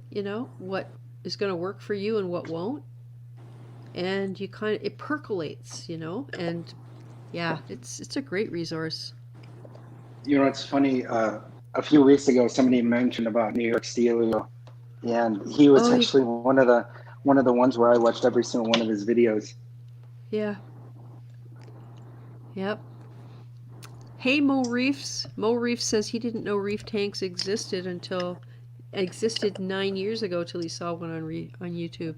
Yeah. And Chase V says beautiful tank, Jonas. It is beautiful. The colors are amazing.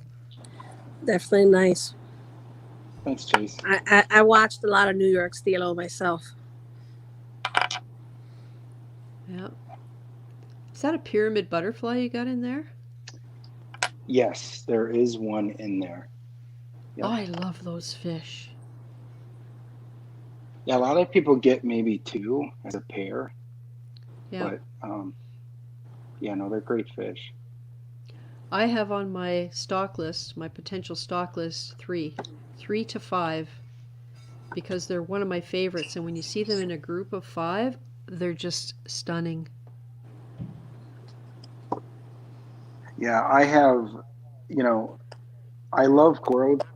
I love fish just as much as I love coral. So, Yeah. Yeah, when I moved my reef, my biggest fear was losing fish. And not that I wouldn't be upset if I lost coral, because of course it's something you nurture and it grows and whatever, but it would have really bothered me to lose any fish. Wow, that's a powder blue you have, and Achilles. There you go, Monica. I know, I'm jealous. And what kind of blenny is that with the red tail? um, you mean the long one? Yeah. Oh, maybe it just looks red. He's kind of orange. He's lost. So, I mean, he was really bright orange, but after about a year and a half, he's gotten quite a bit older, and I noticed that he's lost some of his color. He's Mm. actually the only fish that I noticed lost some of his bright orange color. That's just oh, let me find the name.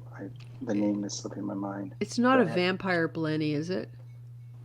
no, it's a Midas bunny. Is it a Midas? Oh, Yeah, cool. but I've he's never seen really one that dark.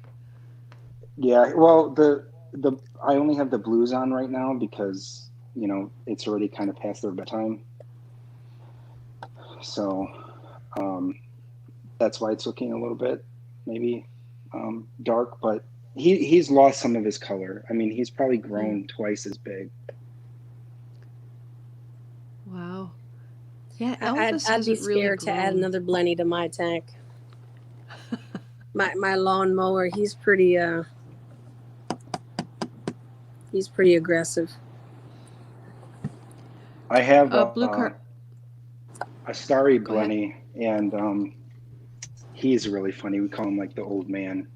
Yeah, they're Um, okay together in the same tank. they are. I mean, the tank's pretty big. Um, yeah, they're good. I'm shocked. I had a starry blenny and a lawnmower blenny in mine, and my lawnmower blenny was beating the living daylights out of my starry blenny. So one thing I've noticed is, so the tank has a ton of Pucani rock in here, and there's so many crevices to hide. Like at night, if I walk by the tank, there's a lot of fish in here, but you can't see a single fish, except for like the clownfish, which hang up at the top, and something like Yeah. that. But you can't see a single fish, so you gotta you just I think you just gotta make sure that there's enough hiding spaces. And the other thing is, I mean, this is just my opinion. I feel like there's a certain point where once you pass a certain amount of fish, it's almost like a community and they all learn how to be with each other. So like if you only have like 5 fish, but then you add like 6, it might be a problem. Or if you have maybe like, 10 or 15, it's like just enough where they might bother each other. But if you have like a lot of fish, I think it's just like, well, wherever you turn, there's fish. So I don't know, maybe, I don't know. That's just kind of my theory, but Yeah, I think I know what you mean. It disperses the aggression because there are too many targets. I think personally they were just probably a little too much alike, look alike, and blennies are pretty territorial. Yeah. Look, And Moorish here Isle. in my tank, when I come home from work, you can't see any. The only fish you see are the clownfish because they're like out right in the open. They don't care. Everybody else is tucked away in some corner or crevice or cave, or can't find any of them. But I don't know, for whatever reason, the lawnmower blenny just, whenever came across the starry blenny, he just kind of went after him. So I had to end up giving him to somebody else, just you know, save a life. I have noticed that a lot of fish, and Cindy's talked a lot about this too in her channel, is fish really have their own personalities. So Mm-hmm. you might have just had, that one that was not very happy. If you really, really like the fish, I would try to give it another shot, but then maybe just add 2 or 3 fish at once, not just one. But Yeah, he's long gone already. But I kind of, my lawnmower bloody puts in work, so I'm okay with the decision. He's a Blue car. workhorse. Yeah, definitely. Blue Carbon Reefing says the tank looks great. Jonas, where's the Moorish Idol? And I've just noticed him. yeah, He's over right on the now. right. He's he's yeah, he's like the king of the tank. I love that guy, and we have arguments sometimes, but I mean, he's my favorite fish by far. I mean, he has so much personality, and um, he eats a ton. So we get argument. So I have come home from coral shows probably. So last time I went to a coral show, I probably spent like, I don't know, maybe $500 on several SPS, included like one of them was a vivid confetti, and I think it was maybe a little bit more than 500. I put I think maybe like 7 pieces in the tank. I walk away, I come back, about 5 of those SPS, they were chomped down from him, like 3/4 of the SPS. Wow. He was just not having it that day. But I've seen him. I mean, he'll chomp on stuff. Like for example, um, this chalice down here. See the one below with the pink Yep. Yeah. mouths. He will bite at the mouths maybe once every 30 minutes. And what I've noticed is that, you know, if he thinks he loves sponges, like if there's a sponge anywhere in the tank, he'll go for it. So like, especially underneath rock and stuff like that. So I think he thinks it's, you know, it's a sponge. So there's certain things that unless the coral can survive it, I mean, he will just continue to chomp on. Like for example, the Space Invader, like how they kind of have like a yellow, like really bright, like Yep. mouth. He'll think that it's like a sponge or something, and he'll just chomp at it. Oh my God. So, yeah, I mean, it's, you know, it's one of those things where I don't know, I couldn't let him go, even though I feel like my coral would do so much better without a fish like that. But he'll chomp on maybe 20% of the coral in this tank. And if the coral is showing like any kind of mucus, you know how sometimes they give off the mucus, he'll like go over there immediately and start chomping on it. And then it makes it worse. The coral will like give off more and he'll just go more at it. But I don't know. Wow. And I saw a Borbonia xanthias in here. That's also on my list. Yeah, and they're not that easy to find around here. Yeah, I really like him too. He's a beautiful fish, and he has a lot of personality too. Cool. DC Reefer says his favorite fish is a powder blue tang, and he loves the Achilles. So you've got a lot of bucket list fish in here for people. I already knew DC Reefer's favorite fish was a powder blue tang. I watch his channel, like all his videos. Yeah. Hey guys, my battery is kind of dying. So I'm going to go give it a charge and then jump in on the chat. All right. Thanks, Monica. Thank you so much for having me. I appreciate it. I appreciate the time and the education. So we'll look forward to seeing how that all works out for you. Yeah, definitely. You know, I'll keep everybody posted, especially on Instagram. Yeah, great. Good. Good seeing you again. Same. Have a good one, guys. Yep. Good night. All right. Good night. Cool. Hey, Mo Reefs. I don't know if I said hi to you. Yeah, DC says Midas blenny is a must fish. It can swim backwards. It's crazy. Yeah, Elvis backs into his barnacle all the time.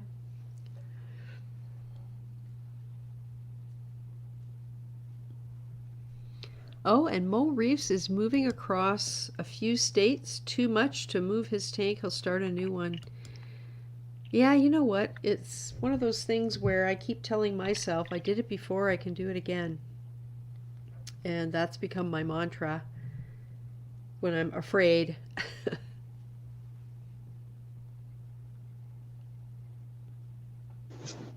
Yeah, if it was a long move like that, that's a much more difficult decision than something local. Yeah. Yep. So in the front right corner here, Mo, is that an anemone or is it a torch? The gold one.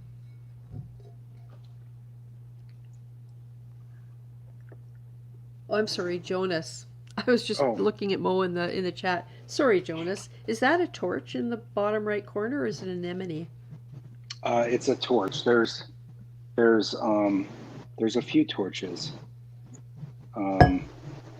There's just you can't really tell with here, but there's a green one with pink tips, and then there's a purple one with a green mouth on the left.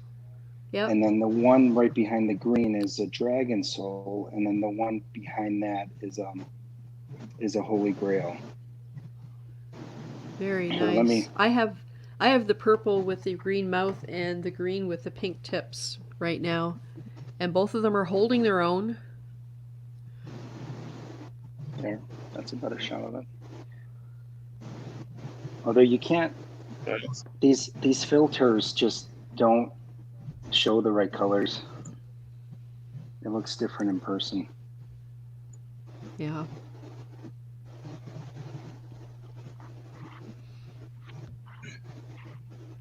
Yeah, I had a dragon soul once, and I don't talk about it very often because when it died, there were like 7 heads on it. Oh.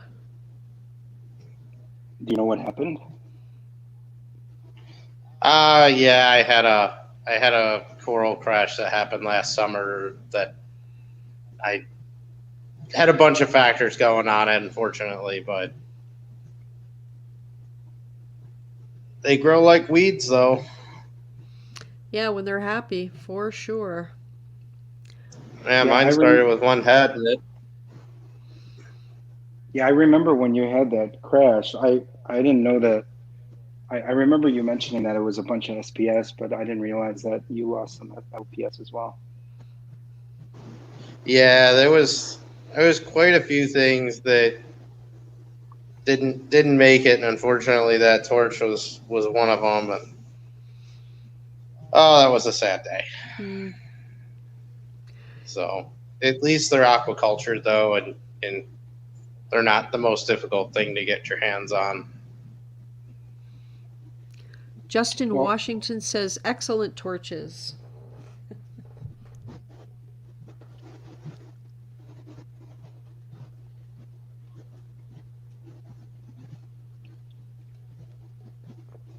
So Jonas, do you, when you buy coral, do you usually try and get it in person, or do you shop online or anything like that?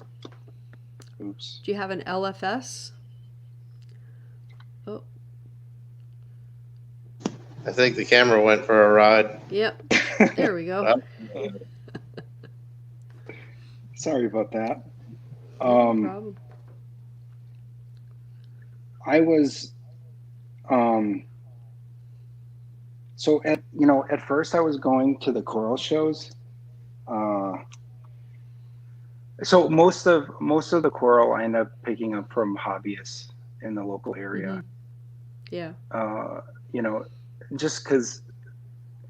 So that's actually the only thing I don't like about this hobby is the prices of coral. I don't know.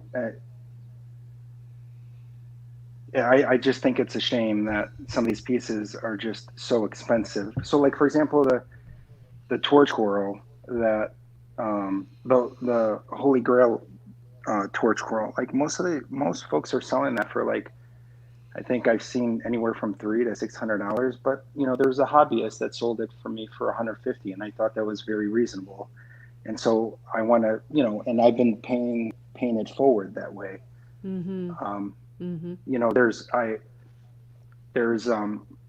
Most of the time I'll sell my coral for $10 a frag, and it's just, that's just the only thing that bothers me about the hobby is the pricing of things. But mostly from local reefers, sometimes from the coral shows. I bought from WWC once, and the SPS frags were like the 3 that I bought were like a quarter of the size, and it was quite a bit of money, and I don't know, I wasn't really happy about that. So if you can, my recommendation is if you can find local hobbyists. Yeah, I wish there were more close to me that I could distribute the stuff that I have. But part of the problem too is right now it's really hard to have somebody come over to your house. And I did at one time when I first started making frags, I would put them up on the forum and on Kijiji, but like I found it really hard to find people who would come and buy one frag for $10. And I think maybe it's because the concentration of reef keepers in the area where I live, maybe there just aren't enough of them. Yeah, I mean, so I'm in the Michigan area, about 30 minutes from Detroit, and there's quite a large reefing community. There's quite a few. I mean, there's quite a few fish stores and lots of hobbyists. It's my old stomping grounds. Yeah. Oh, hey, Calypso's Reefs. Nice you could join us. Oh, and Skookumchuck is wondering what power heads you have in there, Jonas. He says that's good water flow. I have the Gyre 250s in here.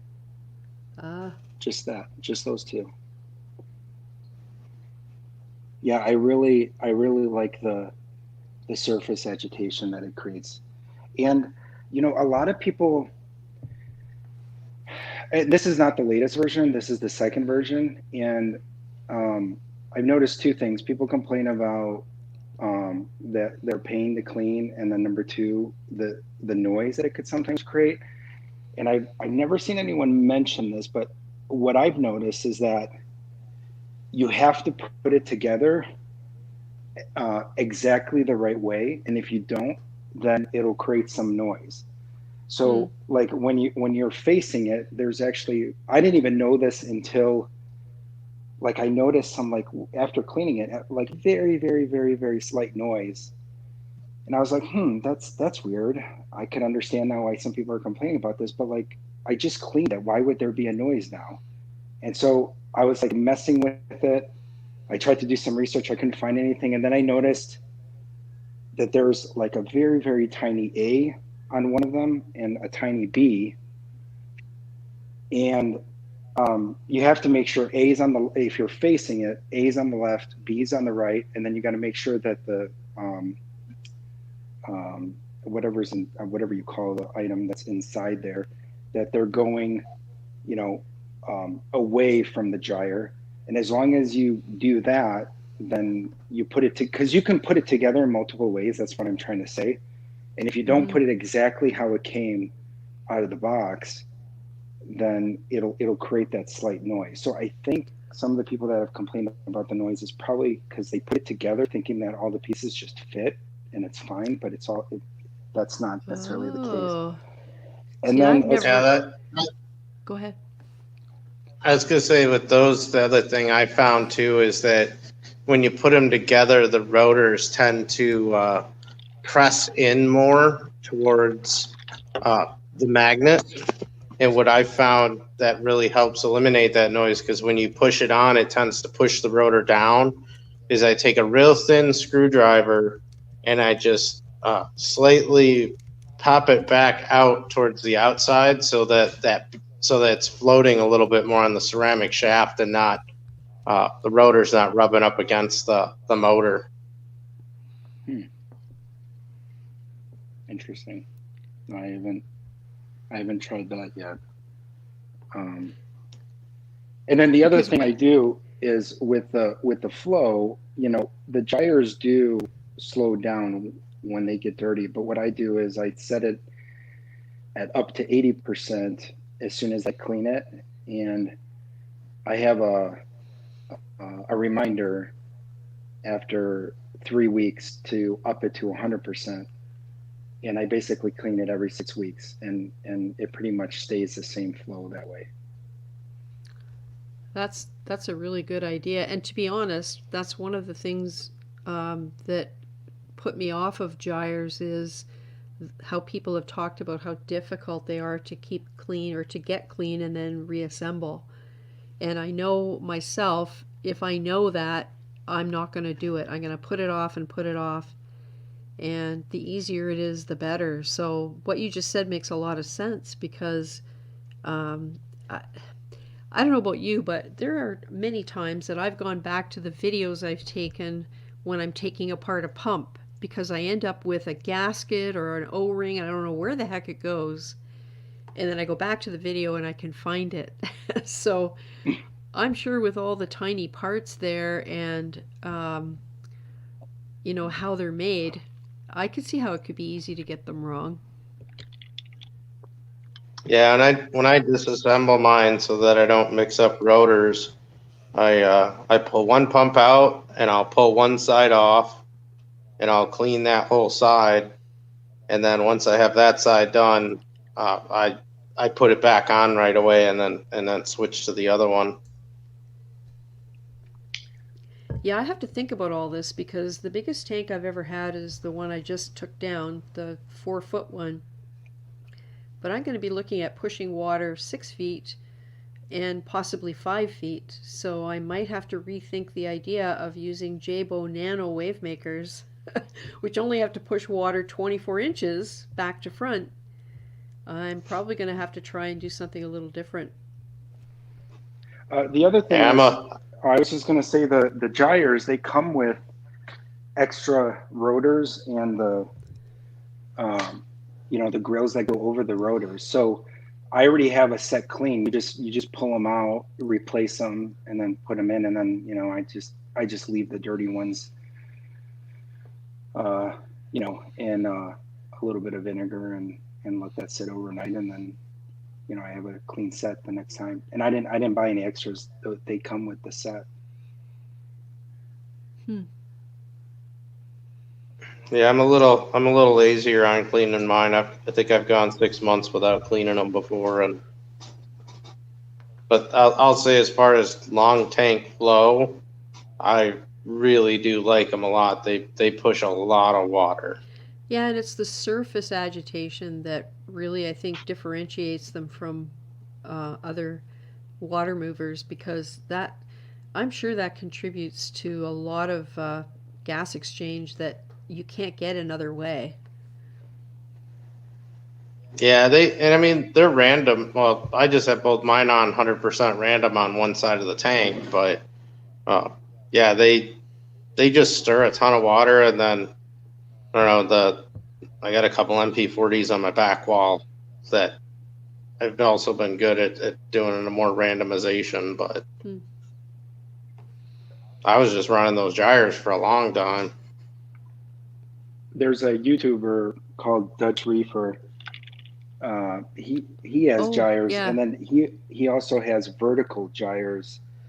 Yeah. On the edge, and I just saw that recently, and I was thinking, you know, if the echoes get bigger over time, you know, I might end up doing that. You know, I was thinking that I might get just like the vortex to add more flow eventually if I need it. Right now, I don't need it yet, but now I'm thinking I might add vertical gyres just because I like the gyres.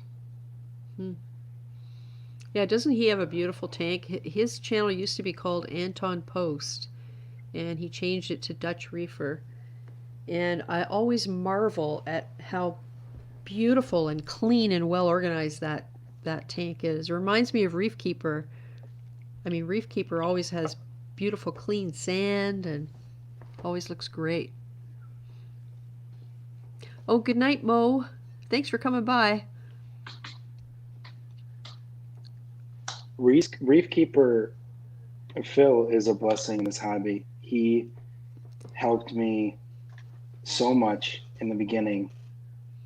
I mean, there's some people in this hobby that are just really, really kind. Yeah. And he's one of those. Yep. I agree. And I think that the way people share information also really helps. The things that you learn when you watch the different things that people do. That's why I really enjoy when people come on here and show what they're doing, from, you know, 5-gallon Pico to, you know, Alex and his massive systems.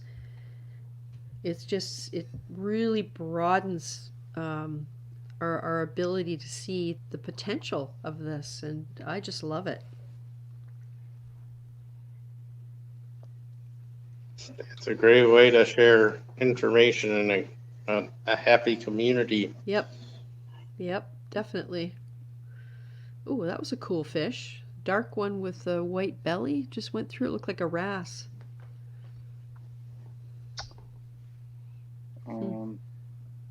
Oh, is that Solarensis or? He sort of don't.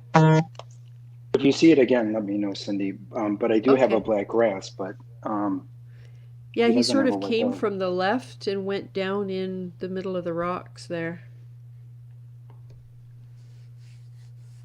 How many fish do you have in here?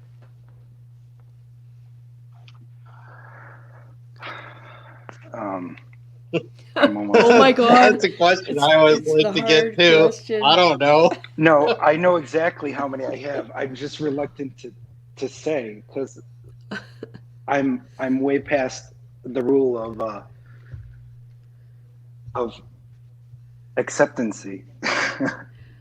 Hey, um, there's no such thing, because as long as you keep your water up to par, nobody has anything to say as far as I'm concerned. There it goes.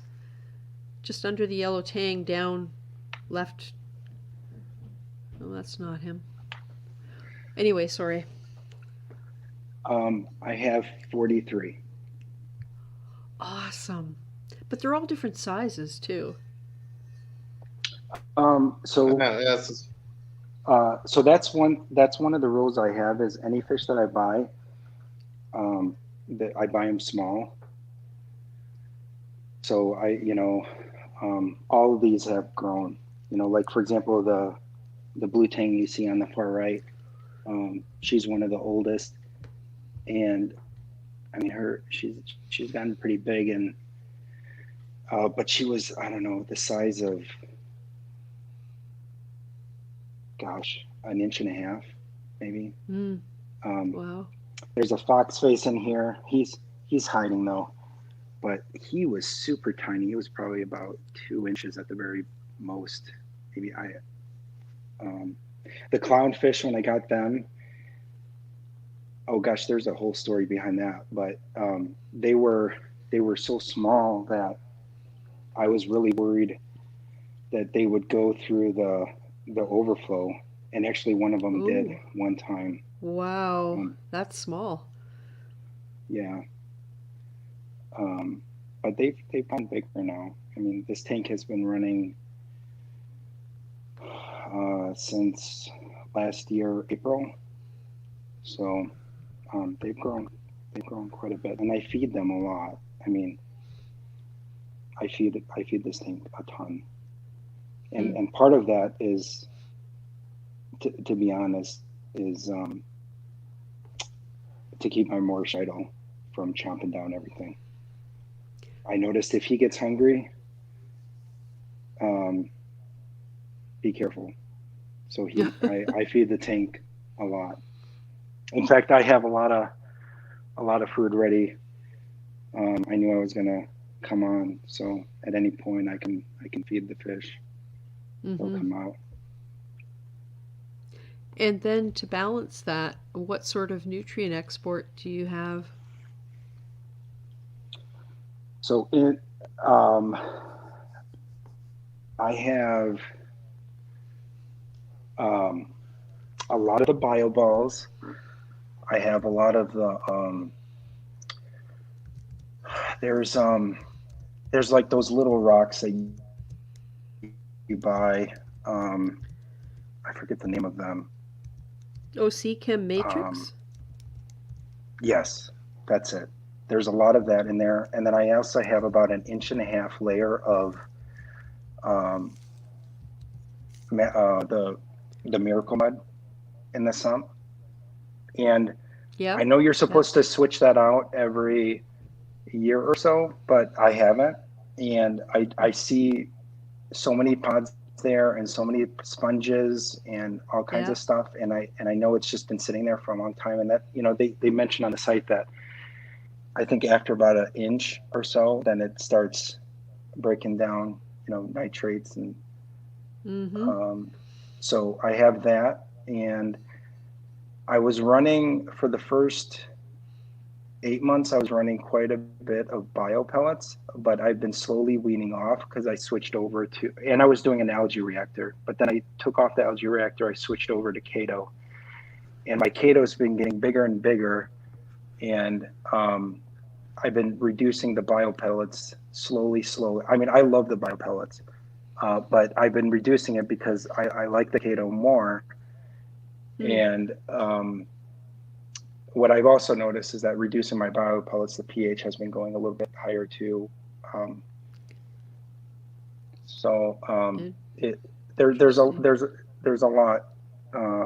There's a lot of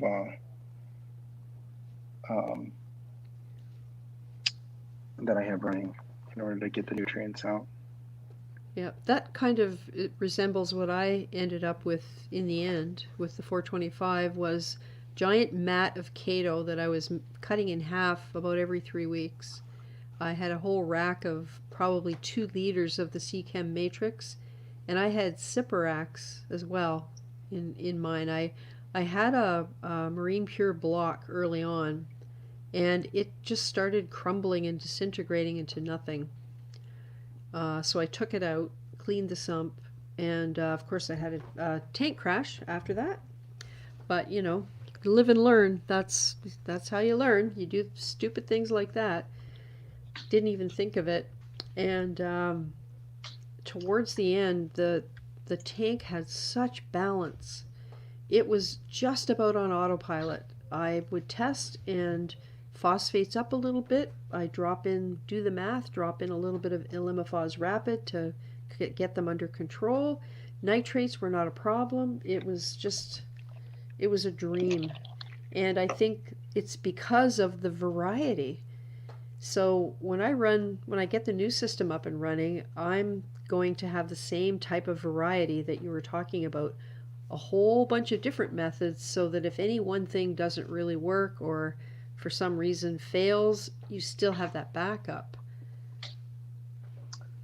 Yeah, and you know, I think I've heard quite a few people say that carbon is important. You know, you need the nitrates, phosphates, and the carbon. And there's some people that are having a hard time reducing nutrients, and it could be that they don't have any carbon at all in the tank. So I think it's good to put a little bit of Nopox or a little bit of bio pellets, or you know, just something to have a little bit of everything in there. Yeah. Well, and you also need the places for the stuff to grow. You need the live rock or the media for the bacteria to colonize that you're feeding. So if you don't have enough of that, then you can run into trouble if it doesn't have anywhere to populate.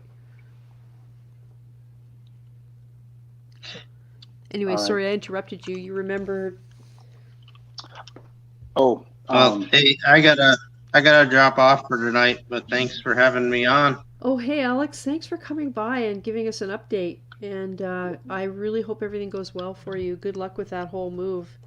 And you know we're I'll see if I can hop on the next stream if I've got the opportunity. Awesome, that'd be great. All right. Good night, everybody. Good night. Thanks for coming.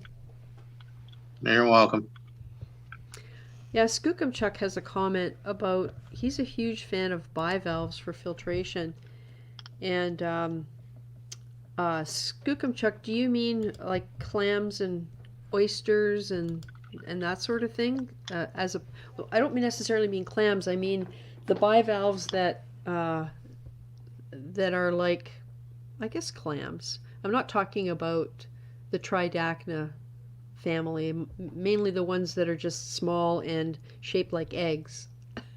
I always call those bivalves. I don't know if clams, Tridacna types are bivalves or not. I guess they aren't. Sorry, musing out loud, but I have one in my tank that was tiny when it came in on a Recordia, and it is still alive, and it is 8 years old. So I guess if you have a lot of them, it would make a lot of sense they could filter the water.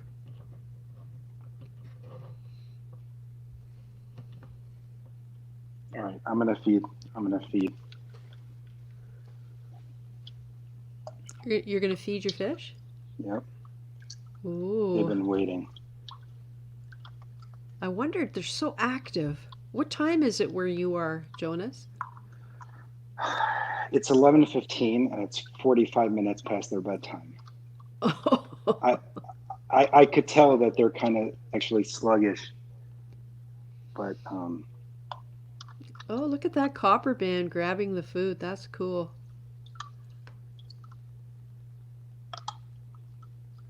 Yeah, so that Moorish idol, it's probably a good idea to feed so that he doesn't decide that since he's awake, he might as well have a snack.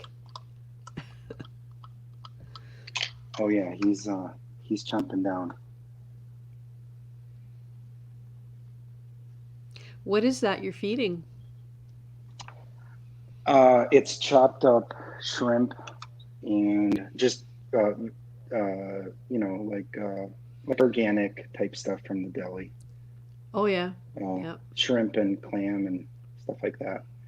So what I do is I just go out, buy some and I don't put it through a blender or anything, but I just cut it up because I noticed if you try to do it through a blender or something, it kind of turns into mush.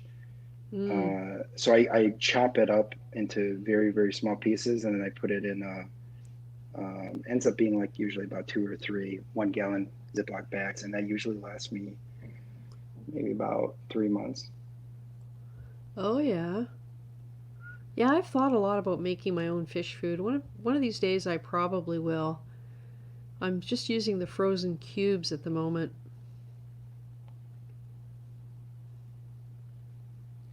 And I guess that way you don't end up adding phosphates or preservatives or anything like that.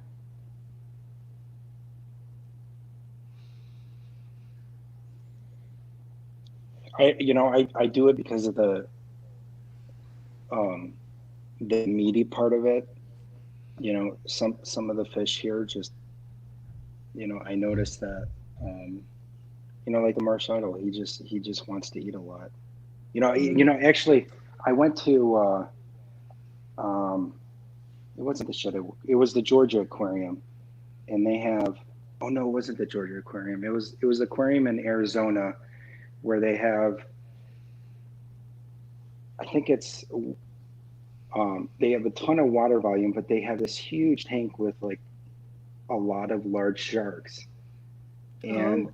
I forget exactly how many pounds of food they feed the shark, but one thing I remember him saying was he said if they it was something crazy. I mean, like a lot of pounds of fish that they fed the sharks every single day, and I think they have like 5 to 10 sharks, and they're large sharks.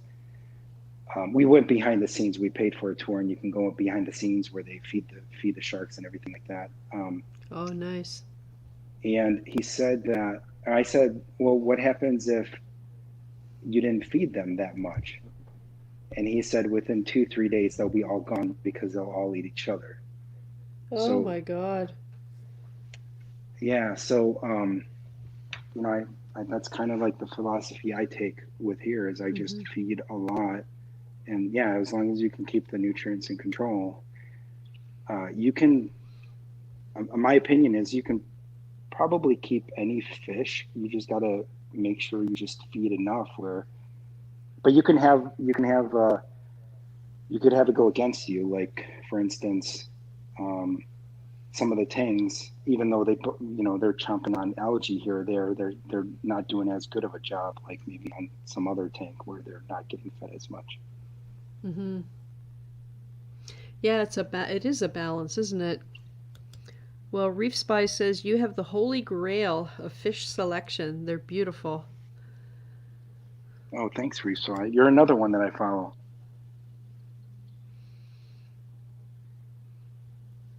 Yep. And he's back. I don't know if you saw his short update the other day. I did.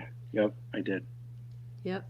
And I have to apologize to a lot of you guys. I follow a lot of different channels, and I am 200 YouTube notifications behind as of right now for watching people's videos. I can't bear to not watch them. So when I have time, I go back, and some of the ones I'm watching now are like from April. So apologies if I always watch, I might not always comment, but I am trying to get some time to keep watching them and keep up.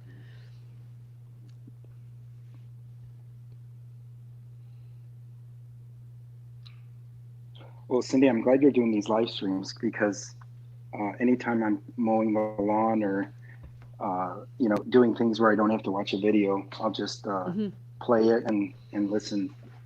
I prefer to learn and hear what people are going through and learn from that than just listen to some music. So Yeah. thanks for keeping the live streams available for those that can't make it. Oh, hey, you're very welcome. I'm always glad to do it, and I didn't realize until I started doing this how much I missed having the live streams. And I'm the same as you. If I'm driving over to my daughter's place, it's a 45-minute drive.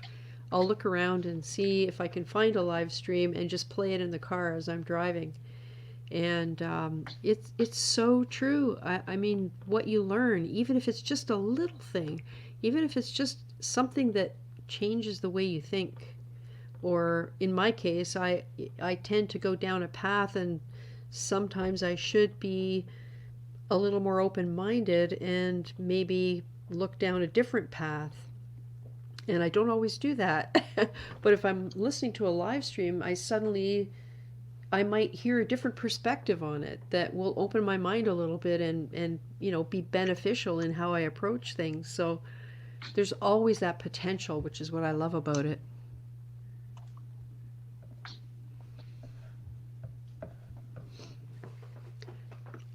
It has been really nice to see this too. This is beautiful. That looks like a plating Montipora up there. It is, and it's amazing how fast they grow. It is. Yep, I agree. You can tell that I've taken a big chunk of it off from the front there in order because it started covering some of the acros. It's one of my wife's favorite pieces, but it grows so fast. It's really beautiful. Like it's in what you're seeing is a kind of orange, but in real life, it's a lot more red. Yeah. I love the pattern that it's getting. It's gorgeous. All the swirls. Yeah, I started running out of room, and I have another piece over here on the back, and it's just been growing against the wall too, and so it kind of creates like a tunnel for the fish to go under. Yep. Under there. Yeah, I love when that kind of stuff happens, and I just kind of let it go, just to see. So I'll be honest. One of the things I hated the most was trying to clean the back of the tank, and it was, cleaning the front is enough, but the back just takes so much time.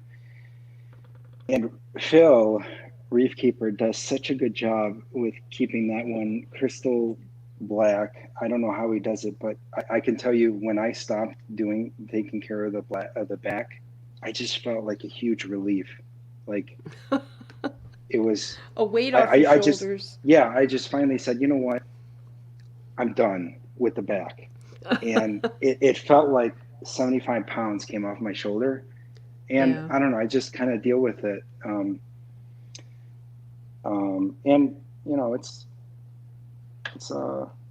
it's fine. Well, there's only so many hours in the day, right? So you have to kind of make decisions about where you get the most joy out of how you spend your time.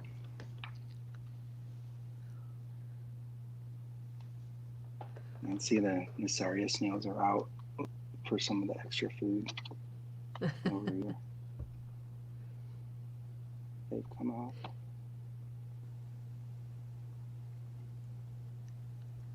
Yeah, this is beautiful. It's It's a beautiful mixed reef, and probably, I think you probably have the most fish I've seen in a tank, other than Alex. Alex is in a category of his own when it comes to that. It looks really nice. That's the other thing about these live streams. It's a chance to talk to people about their tanks and to find things out about their sort of thinking process and, you know, how they make decisions and the results of some decisions and all that kind of thing. Oh, are those Goniopora? Nice. Yeah, there's 3 of them. I had one over here on the left, but those 2 Goniporas weren't getting along that well, which was They interesting. are aggressive. Yeah. Yep, my green Goniopora is that type of that your purple one is. I think they call it daylily or something, with the long, long tentacles. And even so, it would put out tentacles, individual ones that were twice as long as that, and sting the Cyphastria that's growing on the rock below it. But in the holding tank, the flow is different, so it doesn't, I think it swirls a little bit in the center, so it doesn't get an opportunity to push its tentacles downwards like it had been. So did the other Goni die off, or did you move it? No, I moved it in the refuge area. I have a little light there, and yeah.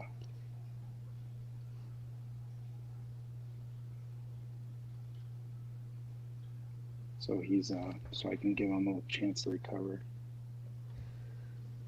Huh.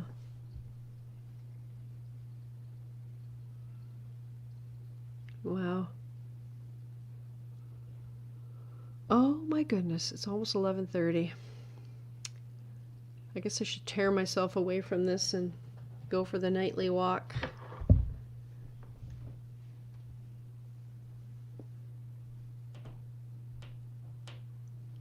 Yeah, I'm such a geek. I could stare at this all the time.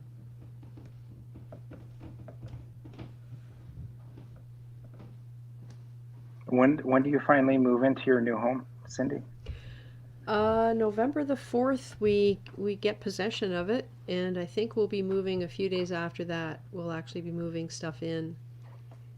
And I have to place an order for the new tank probably sometime in early September. And yeah, so it's going to be interesting to make all those final decisions. I'm working on a list of questions, ideas, specifications, and then I'm going to go in and discuss with them what the actual details are going to be, because it's by no means fully designed or decided yet. I just know generally what I want, and the actual details of how it's going to happen because I don't know what I'm doing. So I'm relying on someone that knows what they're doing to give me some advice on what the best way is to accomplish it. So I will not be giving them instructions. I will be asking questions and they will be giving me advice on what to do. So yeah, I can't imagine trying to move with everything set up. No. And you know, just the idea of moving my reef contents into a different tank was very scary. But it seems to be okay. Right now I just need them to stay alive. They don't need to grow a lot. I've cut way back on coral food. I still feed the fish just as much as ever, but I've cut way back on actual coral food. I still put trace elements and aminos in there, but I don't add any acropower or I've cut back the Benner Reef to once a week from twice a week because I don't want nutrients to build up, and I don't have a sump, so I can't run the variety of nutrient export that I'd like. So I'm just walking that tightrope. Oh, Johnny Martinez. Good night, Johnny. So glad to see you here. And there's Taryn. Good night, Taryn. Thanks for coming by. And Tony Close. So glad to see you guys here. I appreciate the time you spend. Skookumchuck is asking how far the move is. It's about an hour from here, so I want to say 45 or 50 kilometers. It's not that far. And my tank is 15 minutes from where the new house is going to be. We live 45 minutes from where my tank is. So I go over there every day right now because they're at the cottage, and I'm the one that has to, no one else can go by and look after the tanks. It has to be me. So I've been spending 90 minutes a day driving and about 2 hours there working on stuff with the tanks just to make sure it all stays good. Moving corals that the green wrasse likes to flip upside down into the sand, and trying to get them up on the rocks with some putty. It's just such a long process. Good night, Chase V. And good night, Mr. DKH. Thanks for stopping by. So yeah, it's a lot of unknowns yet, but my mantra, I did it before, I can do it again.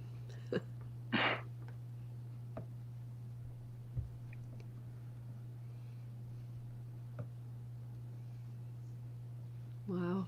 The Copper Band is just loving life, isn't he?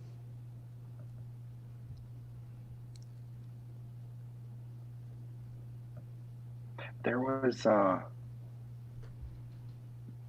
something I saw on Facebook today. Somebody posted best way to get rid of aptasia, and they took they had a frag tank, and it had a plug in it with a fairly decent sized aptasia on it, and the person took the plug, put the plug in the display, and you could see the aptasia on the plug, and within like 4 seconds the copper band came to it and just with one suck just sucked it all in his mouth. It was the coolest thing to see. I saw that today. Wow, that's awesome. Yeah, I've when I moved my tank, I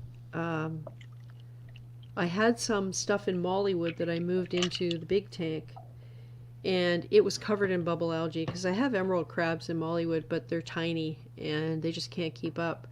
So what I learned was, if I want to get rid of bubble algae, I just take the coral and put it in the big tank for a while, and the fox face demolishes it. So I don't even worry about that stuff anymore. It works really well. And then I just take it and I put it back in Mollywood, because otherwise the green wrasse will kill it by flipping it upside down all the time. Oh, good night, Diacanthus Reef. Thank you for coming by.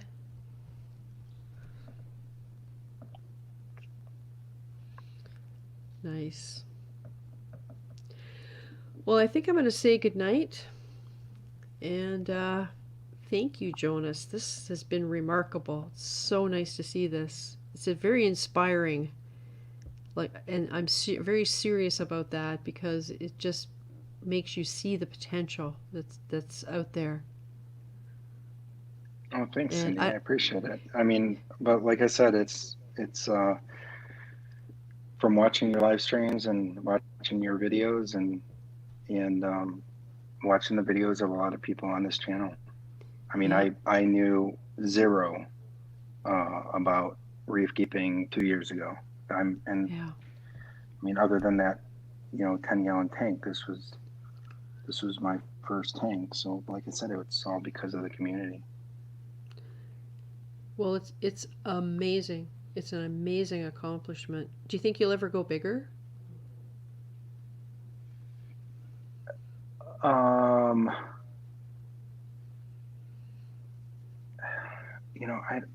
don't know. I don't know. That's a tough question. Some days I would want to go bigger, and then I already see how much time it takes away. Mm-hmm. Yeah. and I think there needs to be a fine balance. You know, I have 3 kids and a wife, and we Yeah. both work. And I mean, if Yeah. I was retired, that's one thing, but Yeah. I spend a lot of time on the tank, and you know, it's I I think I think I would regret a lot if I spent even more time on the tank, knowing when my kids are growing up. I mean, they are 8 years old, 6 and 4. Oh yeah. Um, and yeah, I mean, so, but yeah, I mean, maybe, you know, maybe when I retire or something, but I don't think Yeah. now.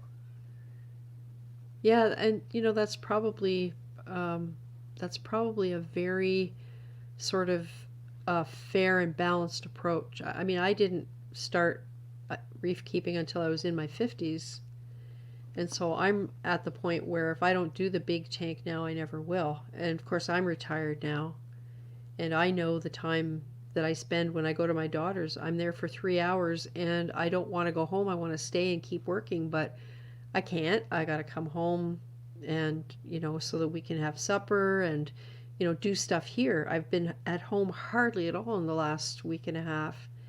And we have to get ready to move.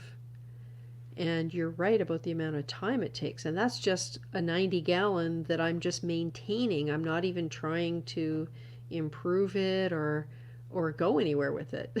So it's so true about the time it takes and the place that it has in your life. Yeah, the last 6 months I've been doing just um, small things to try to save time, like because of the amount of food that goes in the tank. Um, I have 2 filter socks, and I have to switch them out. They start overflowing after about. They won't make it 2 days. It's almost like a day and a half. That's how Mm. fast they start clogging up. So um, I 2 months ago I bought um, not the clear four, the ones that go right in your filter socks, Oh yeah. the filter fleeces. So now I'm not switching out socks. So Mhm. that's kind of nice. Yeah. So I'm trying to find like little things like that to try not to spend as much time so that I can spend more time with my kids, but then still enjoy the Mhm. tank. Yeah. Yeah, we'll Cindy, find a way. I opened up I opened up YouTube, and I'm looking at the video, and it looks kind of blurry. Is it blurry on your end? Um it's not like crisp, but I wouldn't say it's blurry, but it's Hmm. it's not like the 4K or whatever. I have the same problem. I'm appalled at how grainy my videos look when I play them. Um, and I don't know what to do about it. I don't know if it's a default upload thing from my iPad from iOS, or if it's a default upload thing in YouTube or a playback thing. I have no idea. Like this looks good, we can see it, but I think part of it too is the rendering because of um, all the movement and all the color. I think sometimes it can't quite keep up. Hmm. Um, yeah, because I'm looking for my phone, which is what I'm using, Mm-hmm. um, and it looks crisp on the phone, but then I opened up Uh-huh. my computer Yeah. just to see what YouTube is looking like, and it looks uh, not like what I'm seeing on the phone. And I'm wondering if I'm didn't didn't pick a setting or something from the phone through this StreamYard thing. You know what it could be too? I mean, on my, what I'm looking at right now is probably um, 10 by 13, the image, the screen. But when I look at this on my phone, it's crystal clear. And Skookum Chuck Reefer says it's not blurry. So maybe it's just when the image gets larger, it the resolution just isn't there. So if you look Hmm. at it on a phone or an iPad or a smaller screen, it's more crisp. I do these videos and I look at them on my phone and they look great, and then I upload them to YouTube and I play them on my computer and they look awful. So I agree with you. It's a mystery, but you can still see everything. But if I opened it on my phone right now, it would probably be much clearer. Well, and so if I'm on the computer, I click on quality on YouTube, and it looks like I can go up to 720p. Mm-hmm. Um, Yeah.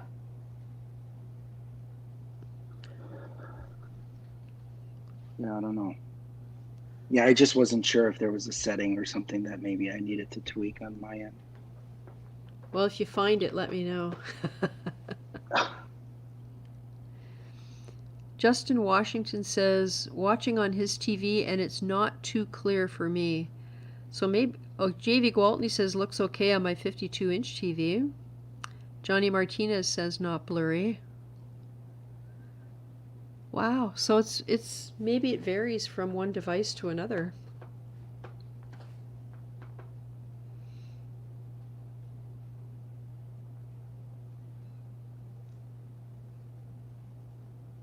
Beautiful. All right, I really am going to say goodnight, much as I hate to tear myself away. I really right, well, appreciate all thanks. you guys coming in, and yeah, and Jonas, I like the time you spent tonight. I really appreciate it. No, thank you for the invite. Maybe I can join again sometime. For sure, you're on my list now, so you'll get the regular email every time there's a stream, and then you can decide if you'd like to come in or not. It'll have the link, and I think I have almost 40 names on that list now from various guests that have been on here, so it's always an open invitation. How many can you have at once? Apparently they just upped it, so we can have up to 10 now. Wow. And I have a hard time with 4, managing everything and the chat. So yeah. All right, good night, Cindy. Thank you so much for Yeah. having me. Good night, Jonas. I really appreciate your time. And same with everybody in the chat. And if you're watching the replay and you got this far, that's pretty awesome. Tony Close UK Reef says good night. He couldn't leave until the end. You know what, Tony? I used to feel the same way when I watched some of the live streams that used to be held, and they would be 7 hours long. And that is a marathon. It is pretty hard to drag yourself away because you just don't know what's going to happen. Good night, Justin. And good night, everybody. I will see you next week, as long as I don't make any foolish scheduling mistakes. But hopefully we can get back to the regular Saturday nights again, because I really do look forward to it. And yeah, so have a safe week, everybody, and we will see you again soon. Good night.